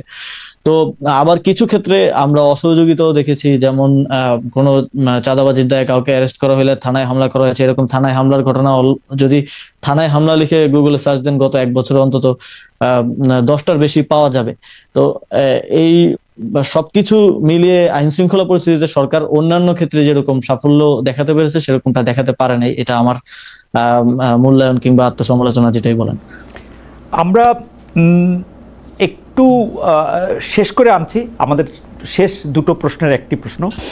দ্বিতীয় শেষ প্রশ্ন যে আপনি সরকারের ভিতরে আমাদের সাথে আলোচনার ক্ষেত্রে আপনি সরকারের ভিতরে সরকারের কথা বলেছেন, ক্ষমতার কেন্দ্র কথা বলেছেন, সেটা সামরিক বাহিনী হোক বা অন্য জায়গার থেকে আপনি বলেছেন যে এটা আসলে ক্ষমতার ভিতরে। এখন রাজনৈতিক দলগুলোকে আপনি ইঙ্গিত করেছেন, রাজনৈতিক বয়ানগুলিকে আপনি ইঙ্গিত করেছেন, বা রাজনৈতিক এন্টিটিকে অস্তিত্বকে আপনি এন্টিটি করেছেন। কিন্তু আমরা দেখেছি যখন আপনারা সরকার গঠন করেন, অর্থাৎ 5 আগস্ট 2024 পরবর্তী সময় আমরা আপনার লেখা থেকে জানছি যে আপনারা বিএনপির যে ভারপ্রাপ্ত চেয়ারপারসন জনাব তারেক রহমানের সাথে কথা বলছেন। সেখানে তারেক রহমান জানাচ্ছেন, আমি আপনার লেখা থেকে তারেক রহমানকে উদ্ধৃত করছি, যে সংস্কারের ভাবনাগুলি আপনারা বলার পরে তিনি বলছিলেন যে এত বেশি দায়িত্ব নেওয়ার প্রয়োজন আছে বলে তো মনে হয় না, আপনারা তত্ত্বাবধায়ক সরকার গঠন করে একটা নির্বাচন দিয়ে দিতে পারেন।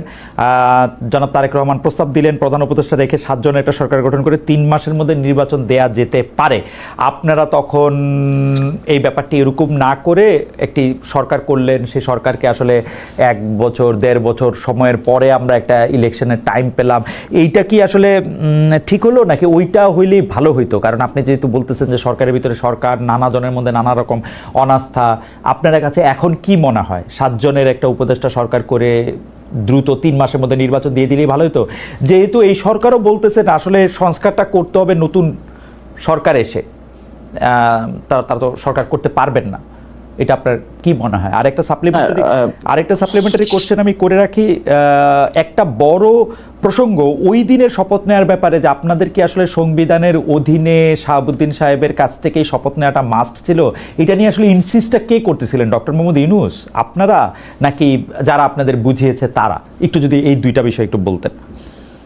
প্রথমত আমাদের এক দফার প্রথম অংশ হচ্ছে শেখ হাসিনার পতন, এবং দ্বিতীয় অংশে আছে হচ্ছে ফ্যাসিবাদী ব্যবস্থার বিলোপ। ফ্যাসিবাদী ব্যবস্থার বিলোপ এই অংশ বাস্তবায়নের জন্যই এটাই ছিল আমাদের মূল উদ্দেশ্য 5 আগস্টের পর থেকে, এবং সেইখান থেকেই আমরা মনে করেছি যে শুধুমাত্র একটা নির্বাচন এই ফ্যাসিবাদী ব্যবস্থার বিলোপ করতে পারবে না। সেই জায়গা থেকে রাষ্ট্রের বিভিন্ন সাংবিধানিক প্রতিষ্ঠান থেকে শুরু করে একটা বড় ধরনের পরিবর্তন এবং সংস্কার প্রয়োজন। সেই জায়গা থেকেই একটা অন্তর্বর্তীকালীন মানে সরকার গঠন করা। যদিও আপনি যদি আমাদের রূপরেখা দেখেন 5 আগস্টের আগেও যখন আমি একটা 5 পয়েন্টস রূপরেখা দিয়েছিলাম, সেখানে স্পষ্টভাবে উল্লেখ ছিল যে রাজনৈতিক, তারপরে সিভিল সোসাইটির প্রতিনিধি, ছাত্র প্রতিনিধি মিলিয়ে আমরা একটা জাতীয় সরকার করতে চাই। যদিও জাতীয় সরকারটা বিএনপি ডিনাই করার কারণে সেটা করা সম্ভব হয়নি, সেটা হলে এই সরকারটা আরো শক্তিশালী হতে পারতো। এবং এই যে বিভিন্ন সময় কথা ওঠে এই সরকারের ম্যান্ডেট কতটুকু আছে, সংবিধান সংস্কার করতে পারবে কিনা, বা কতটুকু করতে পারবে কতটুকু করতে পারবে না, কিংবা অনির্বাচিত সরকার, এই জিনিসগুলো থাকতো না। এবং একটা শক্তিশালী জাতীয় সরকারের মাধ্যমেই আসলে সংস্কার বিচারের প্রক্রিয়া মধ্য দিয়ে একটা নির্বাচনের ইয়াতে যাওয়া যেত।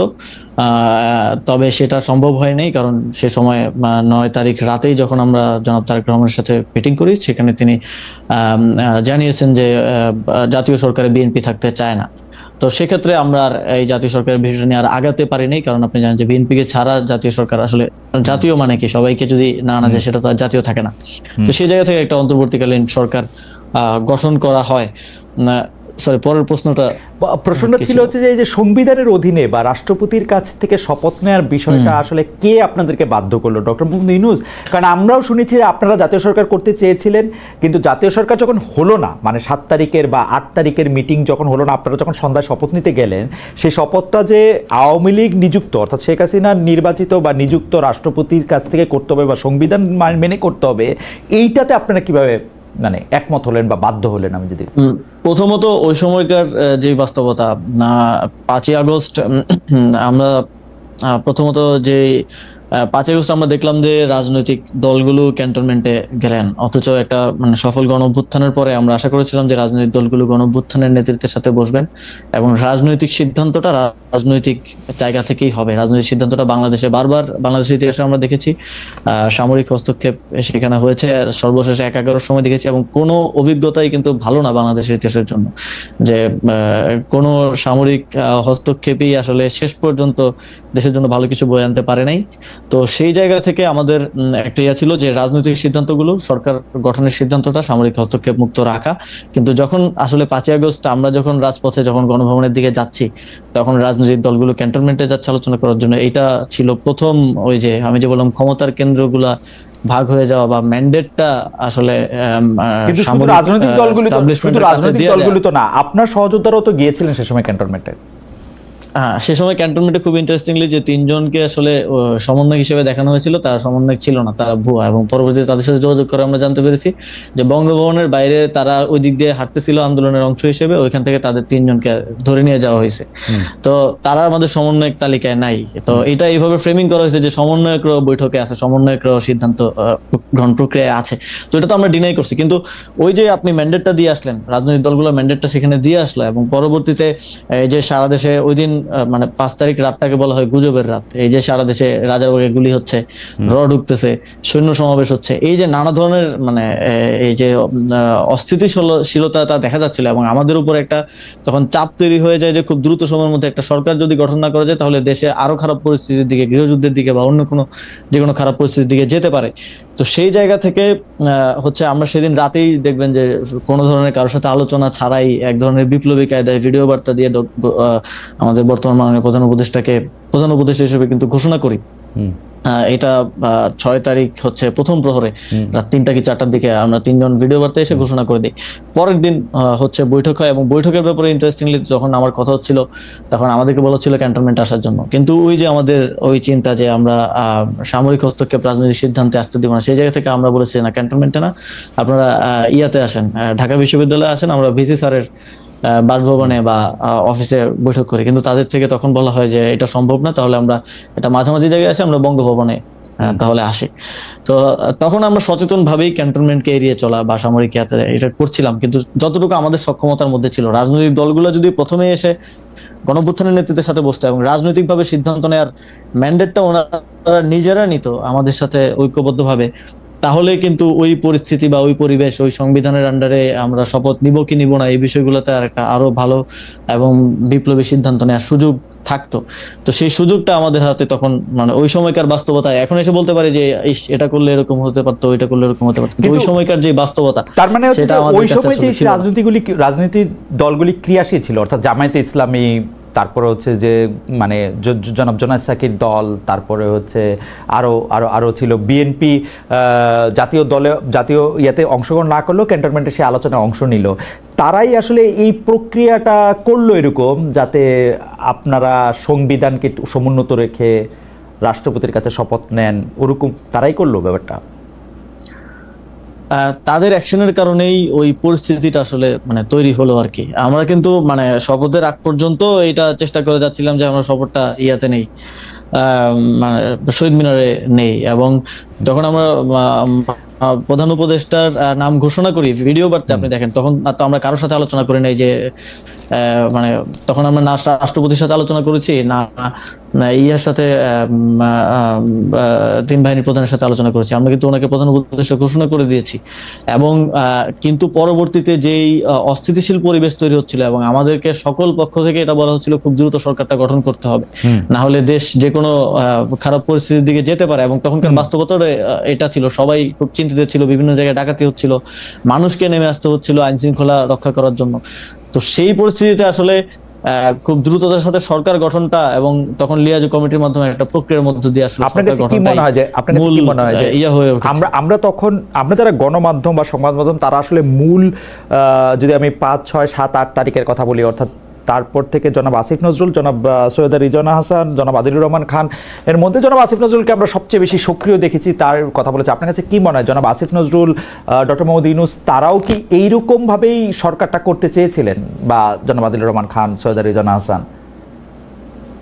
দেখেন, এক তো হচ্ছে এখানে আমরা যারা মানে গণঅভ্যুত্থানের সামনে থেকে নেতৃত্ব দিয়েছি বা ইয়ে করেছি, তাদের একটা বিপ্লবী বা বৈপ্লবিক চিন্তার জায়গা আছে, কিন্তু যারা এখানে বিভিন্ন প্রফেশন বা এক্সপার্টিজের জায়গা থেকে এসেছেন, অবশ্যই অন্যান্য স্টেক হোল্ডারদের মতামতের ভিত্তিতে, তো ওনারা তো আমাদের মতো সেম ভাবে চিন্তা করেন না, এবং মাঝে মধ্যে আমাদের ইনফর্মাল আলোচনায় এটা হয়তো বলেনও, এবং এটাও স্বাভাবিক। আমি যেভাবে চিন্তা করি আপনি তো সেভাবে চিন্তা করবেন না। তো আপনার একটা এক্সপার্টিজের জায়গা আছে, আপনি একজন সাংবাদিক, আপনি আপনার পোস্ট থেকে চিন্তা করবেন। তো একজন শিক্ষক, একজন পরিবেশ কর্মী, কিংবা একজন সাবেক সচিব, কিংবা একজন লয়ার, সবার চিন্তাটা তো এক জায়গায় হবে না। তো সেই জায়গা থেকে এই সরকারের একটা বড় বৈশিষ্ট্য আমি বলবো যে স্থিতিশীলতা রক্ষা করা ছিল প্রথম থেকেই সরকারের মধ্যে। আমরা যারা ছিলাম, যারা গণঅভ্যুত্থানে, তারা একটা ড্রাস্টিক চেঞ্জ চেয়ে এসেছি, কিন্তু এই ড্রাস্টিক চেঞ্জ না হয়ে সেটা গ্র্যাজুয়ালিজমের মাধ্যমে আস্তে আস্তে পরিবর্তনটা হওয়া, এবং 1 বছর পরে একটা ঘোষণাপত্র পাওয়া, এবং সংস্কারের বিষয়গুলো আমরা তো সংবিধান পুনর্লিখনের কথা বলেছি। এখন ঐকমত্য কমিশনের যিনি সহসভাপতি আছেন ডক্টর আলী রিয়াজ স্যার, তিনিও পুনর্লিখনের কথা বলেছেন। কিন্তু সার্বিক বাস্তবতায় এবং এই যে স্থিতিশীলতা রক্ষার যেই একটা বৈশিষ্ট্য, বা এই জায়গা থেকেই এই ড্রাস্টিক চেঞ্জ বা এই পরিবর্তনের জায়গাগুলো এইভাবে সম্ভব হয়নি, এবং সেটা একটা গ্র্যাজুয়াল পরিবর্তনের দিকে আসলে আমাদেরকে যেতে হয়েছে এবং যেতে হচ্ছে। ওকে, সর্বশেষ প্রশ্ন, নির্বাচন।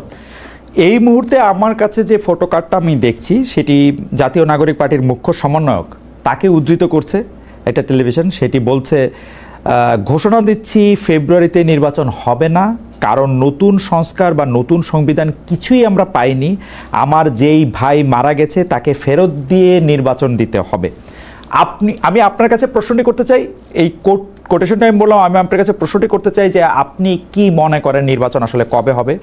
কেউ কেউ ঘোষণা দিচ্ছেন, নাসিরউদ্দিন পাটোয়ারির ঘোষণা দিয়েছেন ফেব্রুয়ারিতে নির্বাচন, অনেকেই বলছেন যে বলে বটে আসলে ইলেকশন হবে না, কিছু একটা বলে টলে এই সরকার আরো কিছুদিন রয়ে যাবে। আপনার কাছে কি মনে হয়?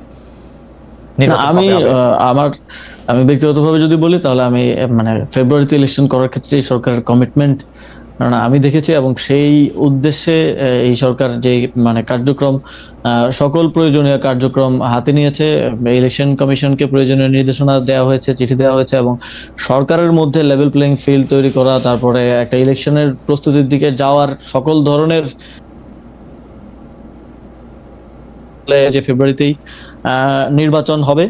এবং এর মধ্যে যে এখনো আমাদের জুলাই সনদটা হয়নি, চার্টার যেটা হওয়ার কথা সবার ঐকমত্যের ভিত্তিতে, এর মধ্যে এটাও আমি আশা করি যে এটা যদিও 8 আগস্ট করার একটা ইয়ে ছিল, কিন্তু করা সম্ভব হয়নি। ঐকমত্য কমিশনের মেয়াদ 1 মাস বৃদ্ধি করা হয়েছে, আমি আশা করি 1 মাসের মধ্যে সেটাও হবে। সরকারের মধ্যে আমি এই ধরনের কোনো ইন্টেনশন দেখি নাই যে আসলে ফেব্রুয়ারির পরে এখানে কারো থাকার আসলে ইচ্ছা আছে, বা ফেব্রুয়ারির পরে ইলেকশন না দিয়ে আরো ক্ষমতায় থাকার কোনো প্রয়াস বা কোনো ইন্টেনশন আমি আমার জায়গা থেকে বা আমার অভিজ্ঞতা, আমার বোঝাপড়া থেকে আমি আসলে দেখি নাই।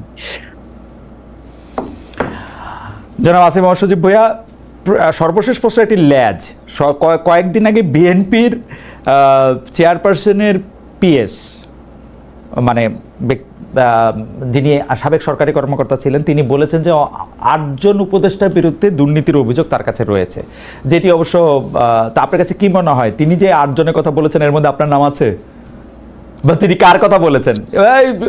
মানে ঘুরে ফিরে কি উপদেষ্টার এপিএস এর 200 কোটি টাকার কথাও ওইটার মধ্যে ঘুরে ফিরে আলোচনা হয়েছে। আমার মনে হয় বললে খুব স্পষ্টভাবে বলা উচিত, তার জন্য নাম বলতে তো কোনো সমস্যা নেই যদি ওনার কাছে অভিযোগ এবং প্রমাণ থাকে। এবং যদি দেখেন পরবর্তীতে বিএনপি থেকে প্রেস রিলিজ দেওয়া হয়েছে যে ওনার বক্তব্য বিএনপির বক্তব্য না, এবং জনাব মির্জা ফখরুল ইসলাম আলমগীর বিএনপির মহাসচিব, তিনিও একটা প্রেস রিলিজ দেওয়ার মাধ্যমে এই বক্তব্যটাকে বিএনপির বক্তব্য বলে ডিনাই করেছেন। এবং আমার মনে হয় ওনার কাছে যদি অভিযোগ এবং প্রমাণ থাকে সেটা আরো স্পষ্টভাবে বলা উচিত। এখন তো সেই স্বাধীনতা আছে, এখন তো মানে সরকারকেও গালিগালাজ করা যায়, এখন তো কেউ কাউকে উঠায় নেওয়া যায় না। তো এখানে রাগঢাক রাখার তো কোনো কারণ নেই যদি ওনার কাছে থেকে থাকে। সরকারের গালিগালাজ বলে করা যায় না। সরকার আপনাকে গালিগালাজ করলে বা আপনাকে বকা দিলে বা আপনাকে সমালোচনা করলে নাকি জেল টেল দেওয়া হয়। কয়েকদিন আগে নাকি কি স্কুলের এক বাচ্চাকে জেল দেওয়া হয়েছে ফেসবুকে কি পোস্ট দেওয়ার কারণে। মানে এগুলি আপনারা, আমি মানে আমি এখন ওইটা আপনার জন্য প্রশ্ন ছিল না বলে ওটা এরকম স্পেসিফিক না, কিন্তু আসলে উপদেষ্টাদের বিরুদ্ধে কথা বললে কি জেল হয় এরকম আপনি শুনছেন বা প্রধান না উপদেষ্টা? খালেদ ভাই, প্রতিদিনই তো হচ্ছে। এখন ফেসবুক খুলেই দেখা যাবে কেউ না কেউ সরকারকে অথর্ব সরকার বলতেছে, বা কোনো একজন উপদেষ্টাকে গালি দিচ্ছে। এই যে পাথর ইস্যু নিয়ে রেজন আপার ব্যাপারে বলতেছে, বা আমার মন্ত্রণালয়ের কোনো ব্যর্থতা সফলতা এগুলো নিয়ে আমাকে গালি দিচ্ছে, এবং ট্যাগ করে করে, এই যে ট্যাগ করলে তো মেনশনে আসে, মেনশনে গিয়ে মাঝে মাঝে দেখি যে ট্যাগ করে করেও গালি দিচ্ছে। তো সেটা তো কিছু হচ্ছে না, এখন তো ওই প্র্যাকটিসটাই সরকারের মধ্যে নাই। আপনার সঙ্গে লম্বা আলাপে আমরা অনেকগুলি বিষয় জানতে পারলাম, আপনার বিষয়েও জানতে পেরেছি, আমরা মন্ত্রণালয়ের বিষয়ে জানতে পেরেছি, আপনার এলাকা নিয়েও জানতে পেরেছি। তবে আমার মনে হয় জনাব আসিফ মোহাম্মদ সজীব ভূঁইয়া, এটা আমার ধারণা, আপনার এই সাক্ষাৎকারটি বা আপনার সাথে এই আলোচনাটি, কথোপকথনটি যদি মুরাদনগরের মানুষ দেখে থাকেন, তারা আপনার অবস্থানটা একদম স্পষ্ট জানবেন, এবং হয়তো ওইখানে যিনি বিএনপির নেতা আছেন জনাব কায়কোবাদ, উনি খুব খুশি হবেন যে আপনি আসলে ওইখানে মানে প্রতিদ্বন্দ্বিতা করছেন না, বা আপনার উদ্দেশ্য সেখানে নির্বাচন করা নয়। এছাড়াও আরও অনেকগুলি বিষয়, সরকারের ভিতরে ক্ষমতার কেন্দ্র, সামরিক বাহিনীর অবস্থান, কাগজে কলমে নানা বিষয়ে আপনি কথা বলেছেন। আপনি আমাদের দর্শকদের উদ্দেশ্যে যদি আপনার কিছু বলার থাকে আপনি একটু যোগ করতে পারেন, তার আগে আমি আপনাকে অনেক ধন্যবাদ দিয়ে রাখি। অবশ্যই এই মুহূর্তে, হ্যাঁ জি, আপনি শেষ করেন। এই মুহূর্তে বাংলাদেশ একটা মানে গুরুত্বপূর্ণ ঐতিহাসিক সময় পার করছে, এবং এই বিগত এই 1 বছর বাংলাদেশের এবং জুলাই গণঅভ্যুত্থানের পরে মানুষের মধ্যে যে রাজনৈতিক সচেতনতা এবং রাজনীতি নিয়ে কথা বলার যে পরিবেশ এবং তো প্র্যাকটিসটা তৈরি হয়েছে, আমি মনে করি এটা বাংলাদেশের গণতন্ত্র এবং ভবিষ্যতের জন্য খুব ভালো একটা বিষয়। এবং আমি প্রত্যাশা করব বাংলাদেশের জনগণের কাছ থেকে যে এটা এভাবেই সামনের দিনেও থাকবে, বাংলাদেশের মানুষ কথা বলবে, কোনো সাপ্রেশনে তারা আর দমে যাবে না, এবং বাংলাদেশে এই যে গণতান্ত্রিক পরিবেশ, যেখানে বাক স্বাধীনতা এবং গণতান্ত্রিক মূল্যবোধ গুলো সঠিকভাবে প্র্যাকটিস গুলো করা যায়, এই পরিবেশটা সামনের দিনও থাকবে। এই জন্য আমার আহ্বান থাকবে সকল স্টেক হোল্ডার, রাজনৈতিক সামাজিক স্টাবলিশমেন্ট থেকে শুরু করে সবাই একটা ইতিবাচক এবং সুন্দর বাংলাদেশ গড়ার জন্য একসাথে কাজ করবে। জনাব আসিফ মোহাম্মদ সজীব ভাই, আপনাকে অনেক ধন্যবাদ আমাদের সাথে যুক্ত হওয়ার জন্য। আমরা ভবিষ্যতে আশা করবো আপনি যখন রাজনীতি শুরু করবেন তখনও যাতে আপনার সাথে আমাদের কথোপকথন হয়, এবং আপনাকে শুভেচ্ছা এবং ধন্যবাদ জানিয়ে, দর্শকদেরও অনেক ধন্যবাদ জানিয়ে আমরা আজকের অনুষ্ঠান এখানে শেষ করছি।